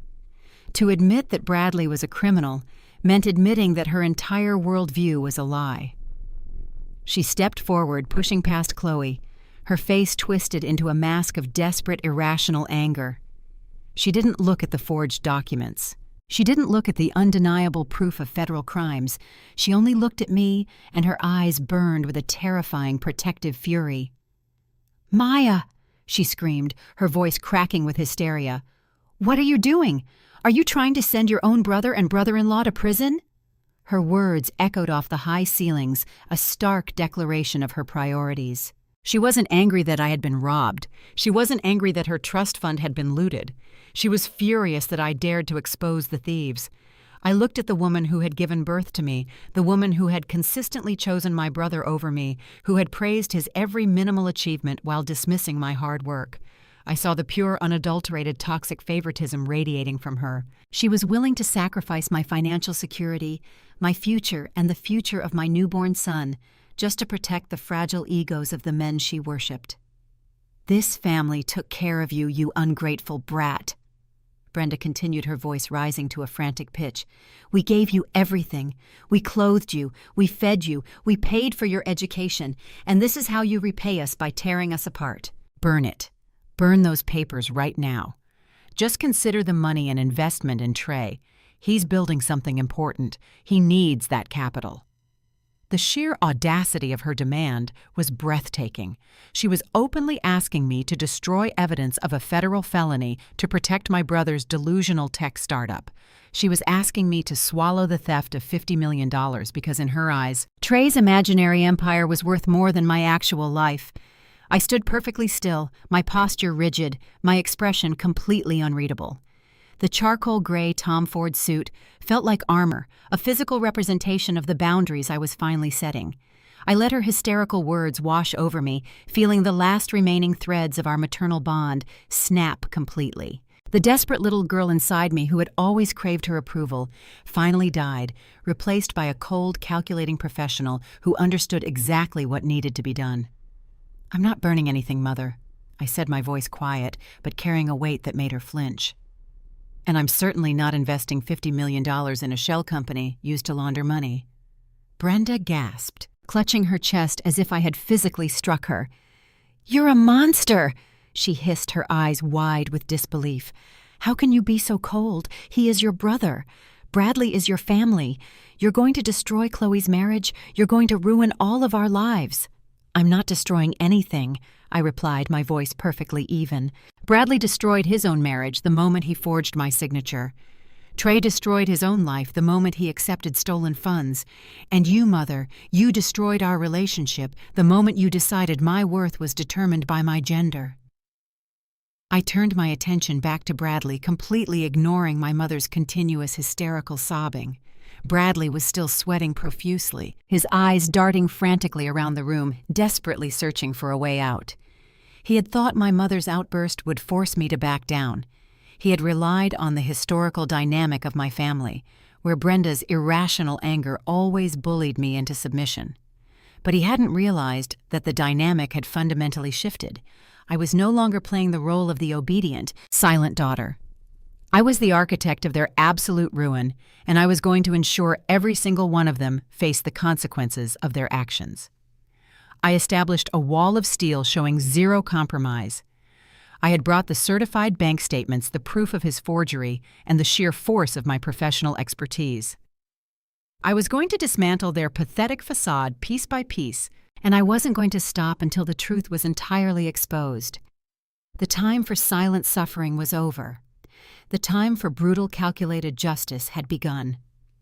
Bradley stood at the end of the mahogany table, breathing heavily. The sweat that had been pouring down his face suddenly seemed to run cold. He looked at the certified documents, then at my mother, who was still weeping softly into her hands. He looked at Trey, who was staring at the floor, unable to meet anyone's eyes. Finally, he looked at me, and in that exact moment, I saw the very last shred of his carefully crafted corporate persona burn away completely. The sophisticated chief financial officer vanished. What was left standing in the dining room was a cornered, deeply arrogant man who was utterly enraged that a woman had outsmarted him. His hands stopped trembling. He straightened his posture, pulling his broad shoulders back and adjusting his ruined silk tie. A dark, vicious sneer twisted his lips. It was a look of pure, unfiltered contempt. For years, he had played the role of the benevolent outsider who had graciously lowered himself to manage our chaotic family affairs. Now, with his back against the wall, his true colors bled through the expensive fabric of his suit. "You think some printed papers scare me, Maya?" he asked, his voice dropping the frantic panic and replacing it with a cold, venomous arrogance. "You think you can walk into this house in your little designer suit and play the role of the big bad federal investigator? Let me remind you exactly who you're dealing with. I hold the legal corporate seals. Every bank account, every property deed, every trust fund requires my signature to even exist." He stepped away from the table, pacing slowly across the plush white rug. He gestured dismissively toward my mother and brother. "Look at them," he sneered, his upper lip curling in disgust. "Look at the absolute state of this family. A delusional mother who worships money she didn't earn, and an incompetent son who couldn't run a lemonade stand, let alone a technology startup. Without my white brains running things, you people would be out on the streets picking through garbage." The phrase "you people" hung in the air, dripping with generations of systemic arrogance and deep-seated supremacy. He didn't see us as his equals. He had never seen Chloe as his equal. He saw us as his personal property, a profitable circus, and he believed he was the rightful ringmaster. My mother, Brenda, stopped crying instantly. Her head snapped up, her eyes wide with absolute shock. The man she had defended, the man she had thrown a glass of wine at her own daughter to protect, had just looked her in the eye and reduced her entire existence to garbage. All her desperate attempts to assimilate into elite high society, all her fawning over him had meant absolutely nothing. To Bradley, she was just another minority to be exploited and discarded. Trey took a step forward, his fists clenched at his sides. "Say that again, Bradley!" Trey challenged, his voice shaking with a mixture of fear and sudden defensive rage. But Bradley didn't even flinch. He let out a harsh, barking laugh. "What are you going to do, Trey?" he mocked, stepping right up to my brother and looking down at him. "You gonna fight the man who pays the lease on that ridiculous sports car parked outside? You're a clown, Trey. You're a diversity hire in your own fake company. I built your entire life with the stroke of my pen. You exist because I allow you to exist." Trey froze, the fight completely draining out of him. He was a coward who had always relied on other people's money, and Bradley knew exactly how to paralyze him with that truth. Chloe let out a choked, agonizing gasp. She pushed herself away from the dining chair, her emerald green dress trembling as she took a step toward her husband. "Bradley, how can you say these things?" she whispered, her voice broken and hollow. "I am your wife. We built this life together. My cosmetics company, my brand, everything we have, we built it as partners." "Partners," Bradley repeated the word as if it tasted foul in his mouth. He turned his cold blue eyes toward Chloe, looking at the woman he had married with absolute, unvarnished hatred. "We were never partners, Chloe. You were the pretty face on the marketing campaigns. You were the diversity angle that the corporate investors loved to see, but I was the one doing the real work behind the scenes. I was the one structuring the deals, holding the margins together, and making sure your little makeup hobby actually turned a profit. You honestly think a woman like you could manage a global supply chain without me?" Chloe wrapped her arms around her own stomach, looking as though she was going to be physically sick. The psychological abuse she had suffered for years, the constant subtle undermining of her intelligence, was suddenly dragged out into the harsh light of day. She realized that Bradley had never loved her. He had systematically isolated her, taking complete control of her finances and her self-esteem under the guise of being a supportive husband. I watched his racist, narcissistic meltdown with absolute clinical detachment. He was trying to regain control of the room by utilizing psychological domination through racial and intellectual superiority. But I was immune to his poison. "You're giving yourself entirely too much credit." "Bradley," I said, my voice cutting cleanly through his arrogant rant, "you didn't build anything. You operated like a common parasite latching onto a wealthy family and slowly draining the host. But what fascinated me during my investigation wasn't the fact that you stole my $50 million trust fund. It was the fact that you were desperate enough to do it in the first place." Bradley stopped pacing. He turned his head slowly to look at me, his eyes narrowing into two dangerous slits. "A man with your supposed financial genius doesn't commit sloppy federal wire fraud unless he's backed into a severe corner." I continued, taking a step closer to the table and tapping the certified bank statements. "My trust fund wasn't a strategic investment. It was a desperate bailout. So tell me, Bradley, what kind of massive, catastrophic debt were you trying to cover up?" For a long, terrifying moment, Bradley just stared at me. The muscles in his jaw ticked rhythmically. Then a slow, dark, and entirely unhinged smile spread across his face. He realized that the game was completely over. He was going to prison, and his reputation was permanently destroyed. But if he was going down, he was going to make absolutely sure that the family he despised so deeply went down with him. He was going to scorch the earth on his way out. "You really think you have it all figured out, don't you, Maya?" he said, his voice dropping into a low, menacing register. "You think you're the hero walking in here to save the day and reclaim your stolen money, but you're way too late." He walked back over to his leather briefcase. He didn't rush. He moved with the terrifying calm of a man lighting a match in a room completely filled with gasoline. He reached inside and pulled out a single black folder, throwing it onto the table next to the federal documents. Your $50 million trust fund was just the monthly interest payment, he announced, his words dropping like heavy stones onto the mahogany table. I didn't just drain your accounts, Maya. I needed massive collateral to secure an offshore line of credit that went completely sideways. Chloe let out a sharp, terrified whimper. Collateral. She repeated the word, barely escaping her throat. What collateral, Bradley? Bradley turned to his wife, his smile widening into a grotesque display of sheer malice. Your company, Chloe. Your beautiful, diverse, globally recognized cosmetics empire.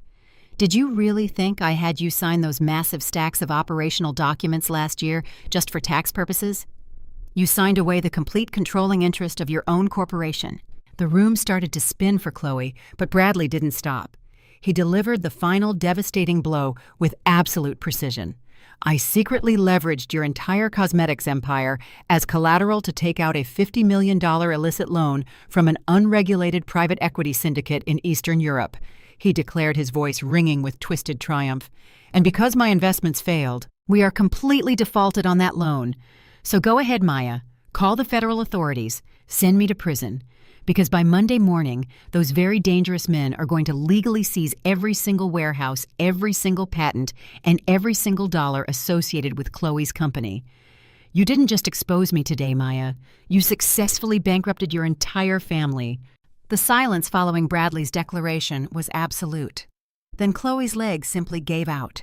She collapsed onto the plush white rug, the heavy fabric of her emerald green designer dress pooling around her like shattered glass. She didn't brace her fall. She hit the floor hard, her hands clutching her stomach as she gasped for air that suddenly felt too thin to breathe. Her perfect, glossy hair fell across her face in a tangled mess, hiding the tears that immediately began to stream down her perfectly powdered cheeks. "My company," Chloe whispered, her voice trembling so violently the words were barely recognizable. "My entire life. You gave it to them. You gave everything to people we don't even know." Bradley looked down at his wife with zero remorse. He adjusted his suit jacket, his posture screaming absolute arrogant victory. "I secured capital to keep this family in the lifestyle it demands, Chloe," he said, his voice cold and devoid of any husbandly affection. "I took a calculated risk. But your sister here is the one choosing to pull the pin on the grenade. If she makes that phone call, those men will come to collect. They'll take your warehouses, your brand name, this $12 million penthouse, and probably the clothes off your back. So who's the real enemy here, me or the woman standing there in the expensive suit, ready to leave you homeless?" It was a masterclass in psychological manipulation. He had placed the gun in my hand and told his wife that I was the one pulling the trigger. I waited for Chloe to turn her rage toward the man who had actually orchestrated this nightmare. I waited for the fierce, independent chief executive officer to rise up and defend the empire she had spent a decade building. I waited for my sister to finally see the truth, to stand beside me, and to help me send this parasite to federal prison. But she didn't. Chloe slowly lifted her head, looking around the massive dining room. She looked at the imported Italian leather sofas, the crystal chandeliers, the lavish catered holiday spread, and the fine bone china. She looked at the physical manifestations of her high society status. And I watched the exact moment her moral compass completely shattered under the terrifying weight of losing her luxurious lifestyle. She couldn't fathom a life without the country club memberships, the private jets, and the blind envy of her wealthy socialite friends. She would rather live in a dangerous fabricated lie than face the harsh, impoverished truth. Chloe scrambled across the floor, crawling on her hands and knees, until she reached my feet. She grabbed the fabric of my tailored trousers, her manicured fingers digging into my legs with desperate, pathetic force. "Maya, please," Chloe begged, her voice high-pitched and hysterical. "You can't do this. You can't call the authorities. You can't expose him." I looked down at her, genuine shock, temporarily breaking through my cold professional exterior. "Chloe, what are you talking about?" I asked, my voice tight. "He stole $50 million from me. He forged federal banking documents. He secretly mortgaged your entire life to a criminal syndicate. He belongs in a maximum security prison. But if he goes to prison, I lose everything," Chloe screamed, her tears soaking into my pant leg. "The syndicate will seize the company. They'll take this house. Where will I go, Maya?" What will I do? I have a reputation to maintain. I'm a public figure. If the press finds out my company is tied to Eastern European criminals, I'll be a laughingstock. I'll be ruined. You have to let him fix this. You have to stay quiet. I stared at her, completely paralyzed by the sheer depth of her cowardice. You want me to walk away from my stolen inheritance so you can pretend to be a successful executive while your husband launders money for dangerous criminals. I summarized the words, tasting like acid in my mouth. Instead of feeling shame, Chloe's desperation rapidly morphed into a vicious defensive rage. She let go of my legs and pushed herself up to a standing position, swaying slightly on her expensive heels. The fear in her eyes was replaced by a familiar toxic spite. She fell right back into the family dynamic, utilizing the only defense mechanism she had ever known. She began to completely gaslight me. "This is exactly what you wanted, isn't it?" Chloe spat, pointing a shaking finger directly at my face. "You didn't come here today to get justice. You came here to destroy me. You have always been jealous of me, Maya. You were jealous of my success, my beauty, my marriage. You wanted to see me lose everything." "I didn't take your money, Chloe," I replied softly, my voice devoid of emotion. "Bradley did." "You could have come to me privately," Chloe yelled, completely ignoring my words. Her face was flushed red, the veins in her neck bulging. "If you were a real sister, you would have pulled me aside. We could have handled this quietly. Bradley could have moved some funds around and paid you back over time. But no, you had to come in here dressed in rags, playing the victim, and waiting for the perfect moment to humiliate us all. You set a trap for us. You're vindictive and cruel. You are actively choosing to destroy this family." My mother, Brenda, who had been watching the scene unfold in terrified silence, suddenly found her voice again. She rushed forward and wrapped her arms around Chloe, glaring at me with absolute murderous intent. "Listen to your sister, Maya," Brenda hissed. "Don't you dare make that phone call. If you tear down Chloe's company and send Bradley to jail, you are no daughter of mine. You will be dead to this family. You will have destroyed our entire legacy because of your selfish greed."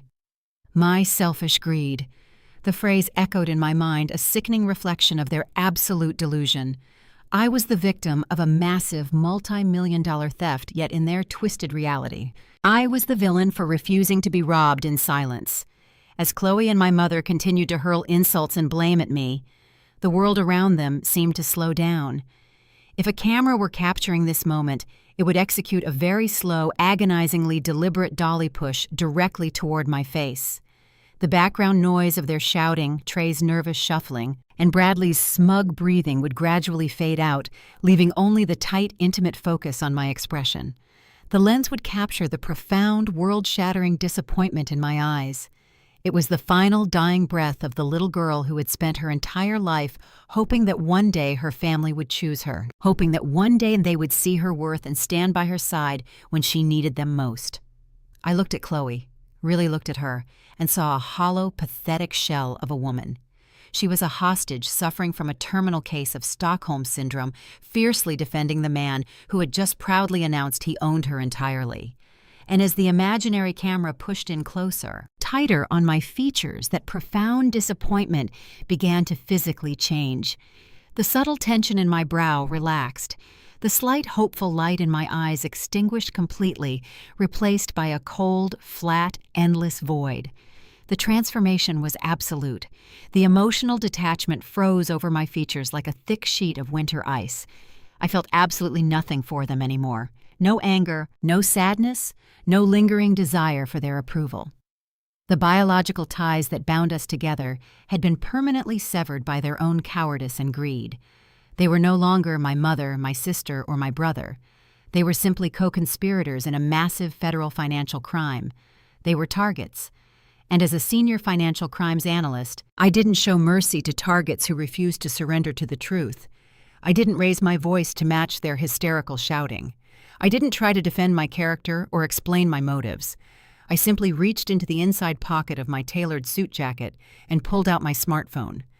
The screen illuminated my face with a harsh, cold light highlighting the absolute deadness in my expression. I looked past Chloe, past my mother, and locked my eyes directly onto Bradley. His arrogant smile faltered slightly as he saw the phone in my hand. He had expected Chloe's breakdown to manipulate me into submission. He had expected the threat of the Eastern European syndicate to terrify me into silence. He had grossly miscalculated everything about who I was. I unlocked the screen and tapped the icon for my contacts. I wasn't calling the local police. I wasn't calling a civil attorney. I was calling the direct encrypted line of the lead federal prosecutor for the Organized Crime Division. I held the phone up, letting my thumb hover directly over the bright green call button, ensuring every single person in the room understood exactly what was about to happen next. Bradley saw my thumb hovering over the bright green call button, and his pure survival instinct finally kicked in. He didn't try to negotiate with me. He didn't try to plead for mercy. He lunged wildly across the open space between us, his face contorted in absolute desperate panic. But Sarah, my elite security specialist, stepped instantly out of the dark shadows of the foyer, blocking his path with her own body. Bradley hit a solid wall of highly trained muscle and stumbled backward, cursing loudly as he lost his footing on the plush rug. Realizing he couldn't physically reach me, he dug frantically into his own tailored trouser pocket and pulled out his smartphone. He bypassed dialing the local police entirely. Instead, he hit the red emergency panic button connected directly to the private security firm that heavily patrolled the ultra-exclusive gated community. Because Chloe and Bradley paid tens of thousands of dollars a month for premium armed protection, the response time was incredibly fast. Within 90 seconds, the heavy custom mahogany front doors burst open with a violent crash. 3 massive security guards stormed directly into the penthouse living room. They were huge, imposing men wearing dark, tactical vests and heavy utility belts. Their hands rested aggressively on their holstered weapons as they scanned the room for an immediate physical threat. The sudden influx of brute force immediately changed the entire atmospheric dynamic of the dining room. If a camera were filming the scene, it would have switched to a slight handheld shake, the frame feeling intentionally unstable and deeply claustrophobic, inducing a sudden spike of severe anxiety as the large men quickly closed the distance and completely surrounded me. Bradley immediately pointed a shaking, sweating finger directly at me. "Get her out of my house right now!" He bellowed, his voice echoing with desperate manufactured authority. "She's an unhinged trespasser. She broke in here threatening my wife and violently harassing my family. I want her physically removed from this property immediately." The lead security guard, a tall, broad-shouldered man with a thick neck and cold, assessing eyes, stepped aggressively toward me. He didn't ask for my side of the story. He didn't evaluate the situation objectively. He simply looked at my dark skin and my defiant posture, then looked over at the wealthy white homeowner in the expensive suit and immediately made his biased decision. "Ma'am, you need to step back and put the phone down," the guard ordered, his voice incredibly deep and menacing. He unclipped the strap on his holster, making a deliberate clicking sound meant to severely intimidate me. Bradley stepped out from behind the wall of armed guards, his arrogant confidence rapidly reinflating now that he had absolute physical backup. "You think you're so incredibly smart? Maya!" He sneered aggressively, wiping the cold sweat from his forehead with the back of his hand. "You think you can just march into my home and threaten me with an encrypted phone call? What you just did is a massive federal crime. You illegally hacked into a highly secure offshore banking server to steal those financial documents. That's federal cyber intrusion. You committed corporate espionage to extort my family." He took a step closer, safely shielded by the 3 massive guards. "My legal team will bury you so deep in federal litigation you will never see the light of day again," Bradley threatened, his voice dripping with venomous malice. "I will personally make sure you lose your corporate job, your professional license, and your child. You're going to rot in a federal cell for hacking my private servers." While I was completely boxed in by the 3 large guards, Bradley saw his ultimate opportunity to destroy the truth. He darted toward the mahogany dining table and snatched the thick manila envelope and the certified banking documents right off the polished wood. He clutched the heavy stack of papers tightly to his chest, as if his entire pathetic life depended on it. He let out a breathless, manic laugh of pure triumph. The physical evidence, the only thing tying him to the massive $50 million theft, was suddenly back in his complete possession. I stood perfectly still, letting the guards aggressively crowd my personal space. I didn't fight them. I didn't raise my voice or tell them to back off. I simply watched Bradley self-destruct in real time. Bradley turned his back on me and marched directly toward the massive custom stone fireplace dominating the far wall of the living room. The gas flames were roaring high, casting flickering orange shadows across his flushed face. He stood right at the edge of the hearth, holding the thick stack of certified documents out over the open, raging fire. "You have absolutely nothing now, Maya," he declared, his voice ringing with twisted, arrogant victory. "These papers were your only leverage. Without them, you're just a bitter, delusional woman making wild, baseless accusations against a highly respected corporate financial executive. Let's see how your federal prosecutor likes a criminal case with zero physical proof." The shift in the room was immediate and entirely sickening. My family, who just moments ago had been utterly terrified by the glaring truth, suddenly saw Bradley regaining total control. And like the moral cowards they were, they immediately scurried right back under his protective shadow. Chloe let out a loud, dramatic sigh of profound relief.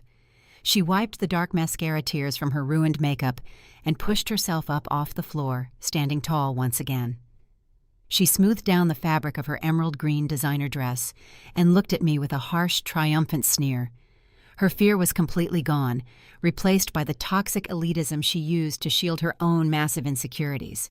"You really thought you could come in here and destroy us?" Chloe mocked, her voice dripping with sheer condescension. "You are so incredibly pathetic, Maya. You played your little revenge game and you completely lost. Now you're going to jail." "Boy, Trey let out a loud, obnoxious laugh, completely forgetting the fact that he was heavily implicated in a federal money laundering scheme. He adjusted the diamond-encrusted Rolex on his wrist and took a bold, swaggering step toward the security guards. "Make sure you throw her out the back service elevator," he instructed the armed men, waving his hand dismissively. "We don't want the wealthy neighbors seeing this kind of absolute trash walking through the main residential lobby.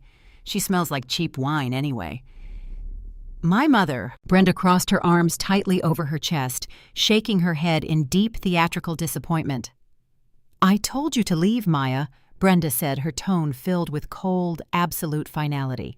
"You brought this entirely on yourself. You tried to maliciously ruin your brother and your sister because of your own selfish, deep-seated jealousy. You couldn't stand to see them succeed while you lived a miserable, lonely life. Now look at you. You're being thrown out of a $12 million penthouse like a common street criminal. You are completely dead to this family. Don't ever contact us again." The guards moved in closer, invading my personal space until I could smell the strong scent of their heavily starched uniforms. The lead guard reached out and grabbed my upper arm, his large, heavy hand clamping down hard on the fine fabric of my tailored charcoal suit. "Let's go right now, lady," he ordered, giving me a rough, forceful pull toward the grand foyer. "If you resist, I'll put you in handcuffs and drag you out to the pavement." Bradley stood triumphantly by the fireplace, lowering the stack of documents closer to the roaring flames. The intense heat caused the edges of the thick federal paper to curl and brown slightly. He looked over his shoulder at me, his pale blue eyes shining with absolute malicious joy. He firmly believed he had won. He believed that his whiteness, his wealth, and his sheer audacity had successfully insulated him from any real-world consequences. He thought the heavy walls of his gated community could keep the federal government at bay. "Say goodbye to your massive inheritance, Maya," he whispered loudly enough for the entire silent room to hear. "Say goodbye to your fancy corporate career. You're absolutely nothing. You have always been nothing. And tomorrow morning I'm going to call the police and file a formal cyber-terrorism report against you." I felt the heavy bruising grip of the security guard on my arm. I heard the cruel, mocking laughter of my brother and the cold, dismissive sighs of my mother and sister. I watched the man who had stolen my future, holding the absolute proof of his crimes over an open fire. Any normal person would have panicked. Any normal person would have screamed or cried or begged the guards to listen to reason, but I wasn't a normal person. I was a senior financial crimes analyst who had spent 8 years building airtight legal cases against men exactly like Bradley men who were so deeply blinded by their own supreme arrogance that they couldn't see the massive steel trap closing directly over their heads. I didn't pull my arm away from the guard. I simply turned my head and looked directly at Bradley. I let a slow, chilling, and entirely confident smile spread across my face. It was a smile that completely unsettled the room, causing Trey's laughter to die in his throat and Chloe's smug sneer to falter. "Burn them, Bradley!" I said, my voice perfectly calm and echoing clearly over the sound of the roaring fireplace. "Go ahead and drop them right into the fire. Do you honestly believe a federal investigator brings the sole original copy of a $50 million wire fraud indictment to a family holiday dinner?" Bradley froze his hand, hovering just inches above the bright orange flames. The terrifying realization hit him with the force of a freight train, and the true devastating climax of the evening finally arrived. I threw my head back and let out a loud, genuine laugh. It wasn't a polite chuckle. It was a deep, resonant laugh of absolute pure amusement that echoed off the vaulted ceilings and completely shattered the heavy, suffocating tension in the living room. The sound of my laughter was so entirely unexpected, so completely devoid of any fear or intimidation, that it physically startled the security guards. The lead guard, who was gripping my arm, slowly loosened his hold, stepping back with a look of severe confusion. He looked at me then, at the wealthy white executive standing by the fireplace, suddenly realizing that the power dynamic in the room was not what he had originally assumed. Bradley stood frozen, his hand hovering precariously over the open flames. His jaw went completely slack. The sheer terror in his pale blue eyes was absolutely magnificent to witness. He slowly pulled his hand back, away from the fire, clutching the thick stack of certified documents tightly against his chest, as if they were a physical shield. But the shield was completely useless. I reached into the inside breast pocket of my tailored charcoal suit and pulled out a sleek black tablet. I didn't look at the security guards. I didn't look at my mother or my sister. I kept my eyes locked entirely on Bradley as my fingers danced rapidly across the smooth glass screen. With one final decisive tap, I activated the casting feature connected directly to the penthouse's wireless network.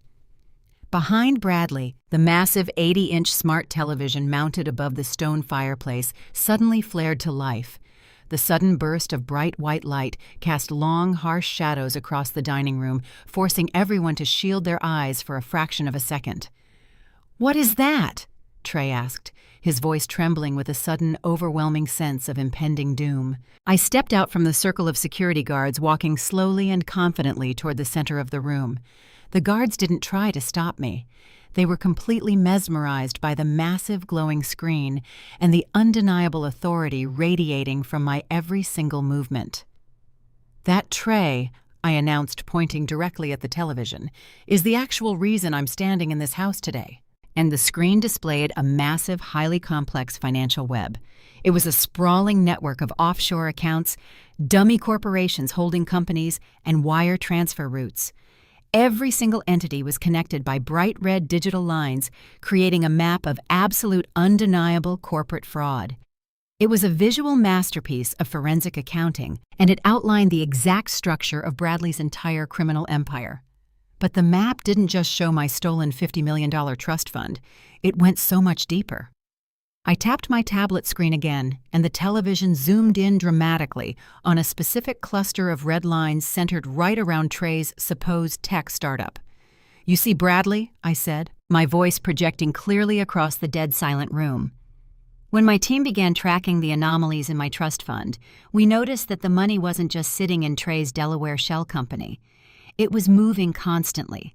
Massive sums of cash were being wired in from untraceable overseas accounts, mixing perfectly with my clean trust fund money, and then being wired right back out to the Eastern European private equity syndicate you mentioned earlier. Trey let out a choked, agonizing gasp. He looked up at the massive screen, seeing his own name listed as the primary managing director of a global money laundering hub. "Your fake tech company isn't a startup, Trey," I continued, turning to look at my terrified brother. "It's a highly active, high-volume money laundering front for one of the most dangerous organized crime syndicates in the world. You are currently the legally registered chief executive officer of a massive international criminal enterprise." Trey stumbled backward, his legs giving out completely as he collapsed into one of the dining chairs. He buried his face in his hands, letting out a loud, pathetic sob. He finally realized that his flashy designer clothes and his diamond-encrusted Rolex were purchased with blood money, and he was the one holding the absolute full legal liability. But I wasn't done. The true jaw-dropping payoff was still waiting to be delivered. I tapped my screen a third time. The financial web disappeared, completely replaced by a high-resolution scanned image of a heavily redacted legal contract. It was the private equity loan agreement Bradley had used to borrow the $50 million from the Eastern European syndicate. Chloe let out a sharp cry, recognizing the name of her cosmetics empire listed as the primary corporate collateral. She had already accepted that she was going to lose her business, but she had no idea about the secondary guarantor clause. I highlighted a specific paragraph at the very bottom of the document, illuminating it in bright yellow on the massive screen. Bradley needed a secondary guarantor to secure a loan of that magnitude, I explained, pacing slowly in front of the fireplace. The syndicate demanded hard real estate assets, just in case the cosmetics company suddenly lost its market value. So Bradley brought them the deed to a massive, ultra-luxury property. He brought them this exact $12 million penthouse. Chloe shook her head violently. "No!" she whispered, her voice cracking. "That's impossible. The penthouse is in my mother's name. Bradley couldn't leverage the house without her explicit legal consent." I looked directly at my mother, Brenda. She was standing frozen, her face ashen, her eyes wide with absolute sheer terror. She was staring at the bottom of the television screen, where a very clear, very familiar signature rested on the dotted line of the guarantor agreement. It was Brenda's signature. "You signed it?" "Mother," I said, my voice dropping to a low, terrifying register. "You signed the paperwork because Bradley told you it was a standard family trust update. You trusted him so blindly, you worshipped his wealthy corporate status so completely that you didn't even bother to read the fine print. You legally pledged this very mansion to an Eastern European crime syndicate. And because Bradley defaulted on the loan, you are now personally liable for the remaining balance." Brenda let out a blood-curdling scream of absolute horror. She grabbed her heavy diamond necklace, tearing it right off her neck in a fit of violent panic. The diamonds scattered across the hardwood floor with a loud clattering sound, but nobody even looked down. She fell to her knees, weeping hysterically, realizing that her toxic favoritism had literally cost her the roof over her head. She was going to lose everything she had ever valued. The security guards exchanged nervous, terrified glances. They were trained to handle unruly guests and minor domestic disputes. They were absolutely not trained to stand in the middle of a massive federal money laundering bust involving international crime syndicates. The lead guard slowly holstered his weapon and took 2 large steps backward, completely removing his team from the conflict. They wanted absolutely nothing to do with the radioactive fallout happening in the room. Bradley was completely broken. The stack of fake bank statements and the real federal documents slipped from his sweating fingers and scattered across the stone hearth. He sank down onto the raised edge of the fireplace, clutching his head in his hands. He looked like a defeated, pathetic animal. His supremacist arrogance, his corporate superiority, his entire fabricated reality had been entirely annihilated. I walked right up to him, stopping just inches away from where he sat. I looked down at him with absolute, unfiltered disgust. The room was filled with the sound of my mother's hysterical sobbing and my brother's pathetic whimpering, but I focused entirely on the man who had orchestrated the entire nightmare. "I wore these rags today so you would look down on me, Bradley," I said, my voice calm, steady and carrying the lethal weight of absolute victory. "And your supremacist arrogance made you comfortable enough to confess to corporate fraud." I reached toward the doorway where Sarah, my elite security specialist, was standing quietly, holding my sleeping son. She stepped forward, holding the baby securely. I reached my hand out and gently folded back the top edge of the faded cotton blanket wrapped tightly around Leo. Tucked discreetly into the thick seam of the fabric was a tiny black microscopic recording device. A tiny glowing red light pulsed slowly, indicating that it was actively transmitting.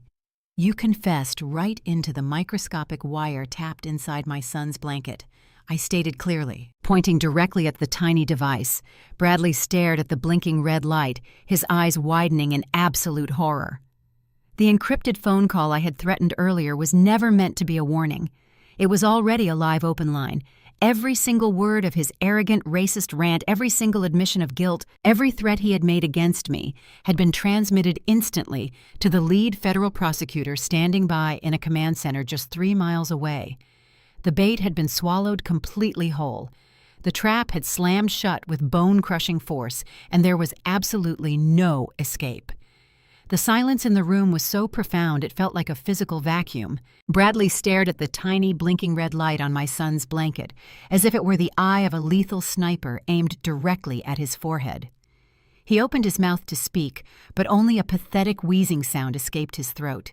He had spent the last hour verbally digging his own grave, and he had just realized he threw himself into it. Before anyone could even attempt to process the magnitude of his recorded confession, the distant, high-pitched wail of federal sirens pierced the quiet night air of the affluent Atlanta suburb.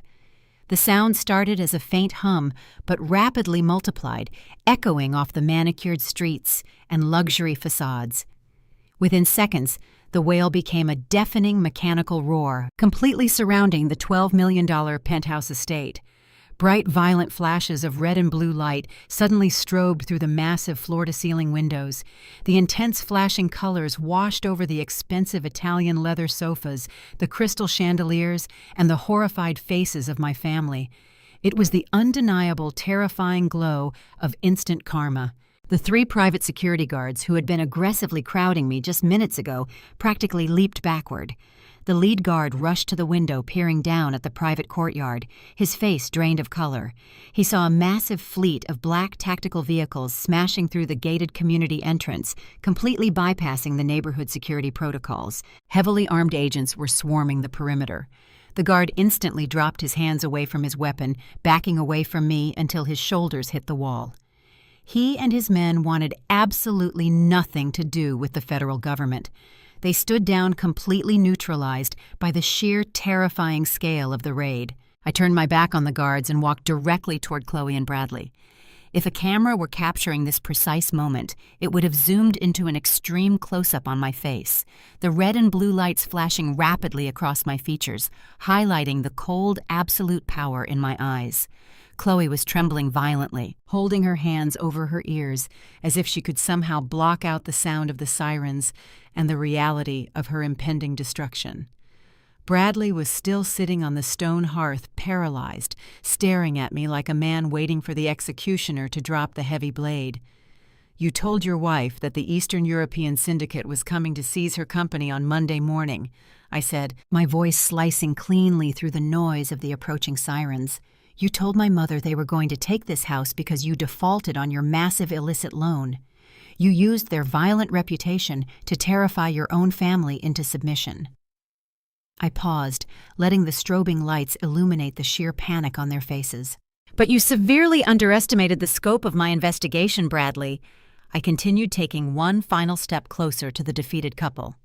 "When my team uncovered your connection to that organized crime syndicate, we didn't just sit back and watch. We froze their offshore accounts. We seized their domestic assets, and we forced them into a corner so tight they were desperate to liquidate any outstanding debts they held on paper just to pay for their federal defense attorneys." Chloe slowly lowered her hands from her ears, her tear-streaked face looking up at me in utter confusion.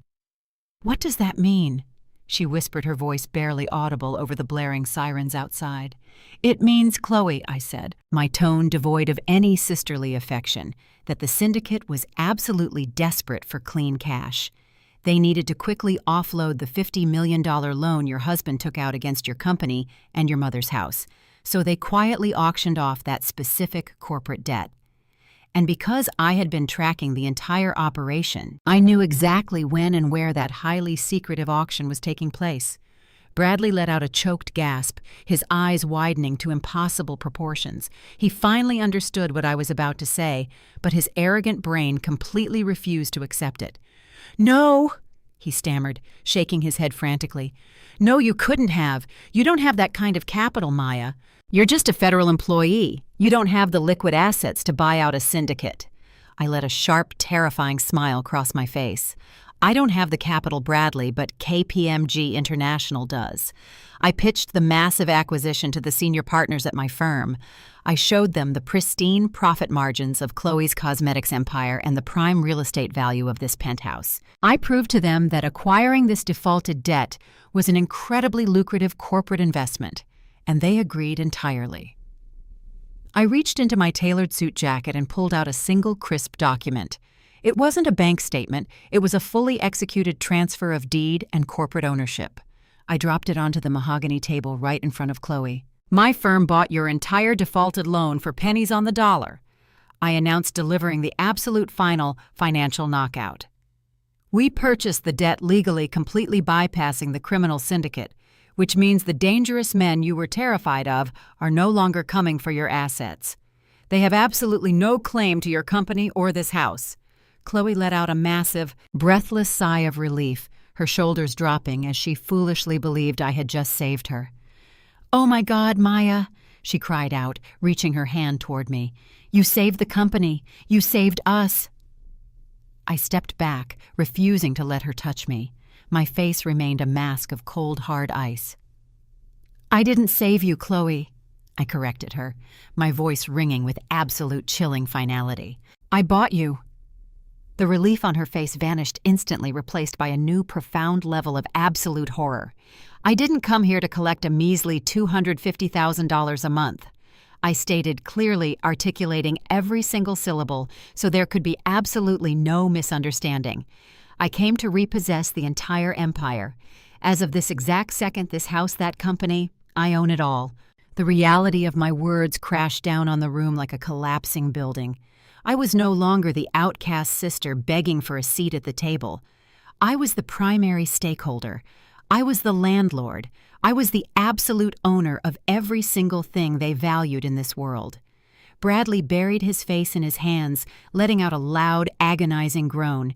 His entire life's work, his master plan to steal a fortune and control a wealthy family, had resulted in him handing the entire empire directly over to the very woman he had relentlessly mocked and underestimated. His white savior complex was entirely shattered, leaving him with absolutely nothing but a guaranteed prison sentence. My mother Brenda let out another hysterical wail, realizing that the daughter she had just verbally disowned and tried to throw out on the street was now the sole legal owner of the $12 million roof over her head. She was entirely at my absolute mercy. And Trey, the arrogant tech founder, was simply crying silently, realizing he was going from a luxury penthouse directly to a federal holding cell. Just as the sheer magnitude of their complete defeat settled over them, the heavy custom mahogany front doors were violently breached. A team of 20 heavily armed federal agents poured into the grand foyer. They wore thick tactical vests with the bright yellow letters FBI emblazoned across their backs. Their heavy combat boots pounded against the expensive marble floors, completely shattering the delicate high society illusion of the penthouse. The lead federal agent, a tall, stern woman with an uncompromising expression, marched directly into the dining room. She bypassed the private security guards, who immediately raised their hands high in total surrender, keeping their backs flat against the wall. She looked at the flashing red light on my son's blanket, gave me a brief professional nod of acknowledgement, and then turned her attention directly to the wealthy elite standing before her. "Bradley Vance, you are under arrest for federal wire fraud, corporate embezzlement, and racketeering," the agent announced, her loud, authoritative voice cutting through the wailing sirens outside. Two large agents immediately grabbed Bradley by his expensive tailored suit, roughly pulling his arms behind his back. The sharp metallic click of the steel handcuffs locking tightly around his wrists echoed loudly in the room. It was the sweetest sound I had ever heard. It was the sound of absolute, undeniable justice. A second group of agents moved directly toward the dining table, grabbing my brother Trey. He didn't even try to fight them. He just kept sobbing as they secured his wrists behind his back, reciting his Miranda rights. The flashy diamond-encrusted Rolex watch on his wrist clinked harshly against the cold federal steel of the handcuffs. Chloe and Brenda stood huddled together in the corner of the room, weeping uncontrollably as they watched the two men they had worshipped being dragged out of the penthouse like common street criminals. The glittering, wealthy empire they had sacrificed their own souls to protect had been entirely dismantled in less than an hour. They had lost absolutely everything. And as the red and blue lights continued to flash across the silent dining room, they finally realized that the only person to blame was standing right in front of them, completely victorious. The federal agents didn't waste any time. They gripped Bradley by his tailored suit jacket and marched him roughly toward the grand foyer. His expensive leather shoes dragged against the marble floor, leaving scuff marks that mirrored the sudden destruction of his pristine corporate image. As they shoved him through the heavy mahogany doors, he twisted his head back to look at me one last time. There was no defiance left in his pale blue eyes, only the hollow, vacant stare of a man who knew he would be spending the next 20 years in a maximum security federal penitentiary. Trey followed right behind him, weeping loudly and uncontrollably. My brother, the supposed tech genius and the pride of our family bloodline, was hyperventilating so hard an agent had to physically hold him upright just to get him out the door. Through the massive floor-to-ceiling windows, I watched them being paraded out into the manicured courtyard. The flashing red and blue lights illuminated the faces of the wealthy neighbors who had stepped out onto their balconies to witness the spectacle. Bradley Vance, the arrogant savior who thought he owned this family, was publicly humiliated, stripped of his dignity, and thrown into the back of an armored federal vehicle like a common thug. The heavy door slammed shut behind them, leaving a profound heavy silence in their wake. The private security guards quietly slipped out the back service elevator, desperate to escape the fallout. The only people left in the ruined living room were me, my sleeping son Sarah, my security specialist, and the two shattered women who had spent my entire life making me feel completely worthless. My mother Brenda slowly turned toward me. The woman who had proudly thrown a glass of red wine at my face just an hour ago was now entirely broken. Her legs gave out, and she dropped heavily to her knees on the plush white rug. She crawled toward me, her expensive silk dress tangling around her legs, her hands reaching out desperately for the hem of my charcoal suit.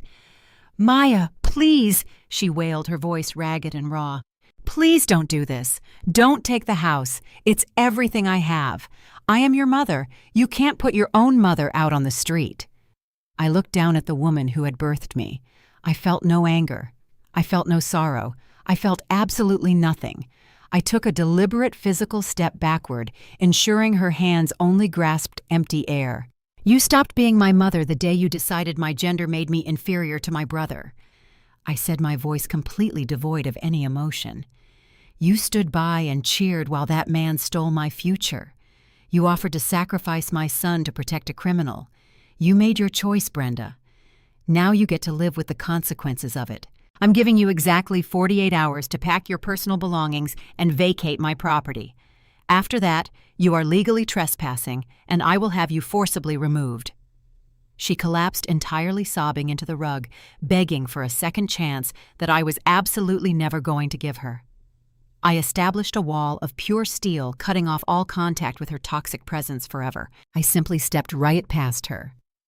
I walked over to the mahogany dining table where Chloe was leaning heavily against the wood. She looked absolutely pathetic. Her perfect makeup was completely ruined. Her hair was a mess, and the emerald green dress she wore like armor now just looked like a cheap costume. She looked up at me, her eyes filled with a desperate, frantic pleading. "Maya, please," Chloe begged, her voice cracking with sheer exhaustion. "What am I supposed to do? My husband is going to prison. My company is in ruins. I don't have a single dollar to my name. You own everything. I'm begging you for a lifeline. I'm your sister." I stared at her, evaluating the wreckage of the woman she had chosen to become. She had traded her independence, her morals, and her own family just to play the role of a wealthy socialite controlled entirely by an arrogant manipulator. I reached into my tailored suit jacket and pulled out 2 crisp pieces of paper. I placed them flat on the dining table right in front of her. The first was a thick cardstock business card. "This is the contact information for one of the best trauma therapists in the state," I told her, keeping my tone strictly professional. "You're going to need it to unpack the severe psychological damage you allowed that man to inflict on you." I tapped the second piece of paper. It was a standard corporate employment agreement printed on KPMG International letterhead. "I'm not giving you a handout, Chloe," I continued. "I am not going to let you pretend to be a chief executive officer of a company you no longer own. This is an entry-level employment contract in the logistics department of the cosmetics brand. You will be making minimum wage. You will be reporting to a regional manager.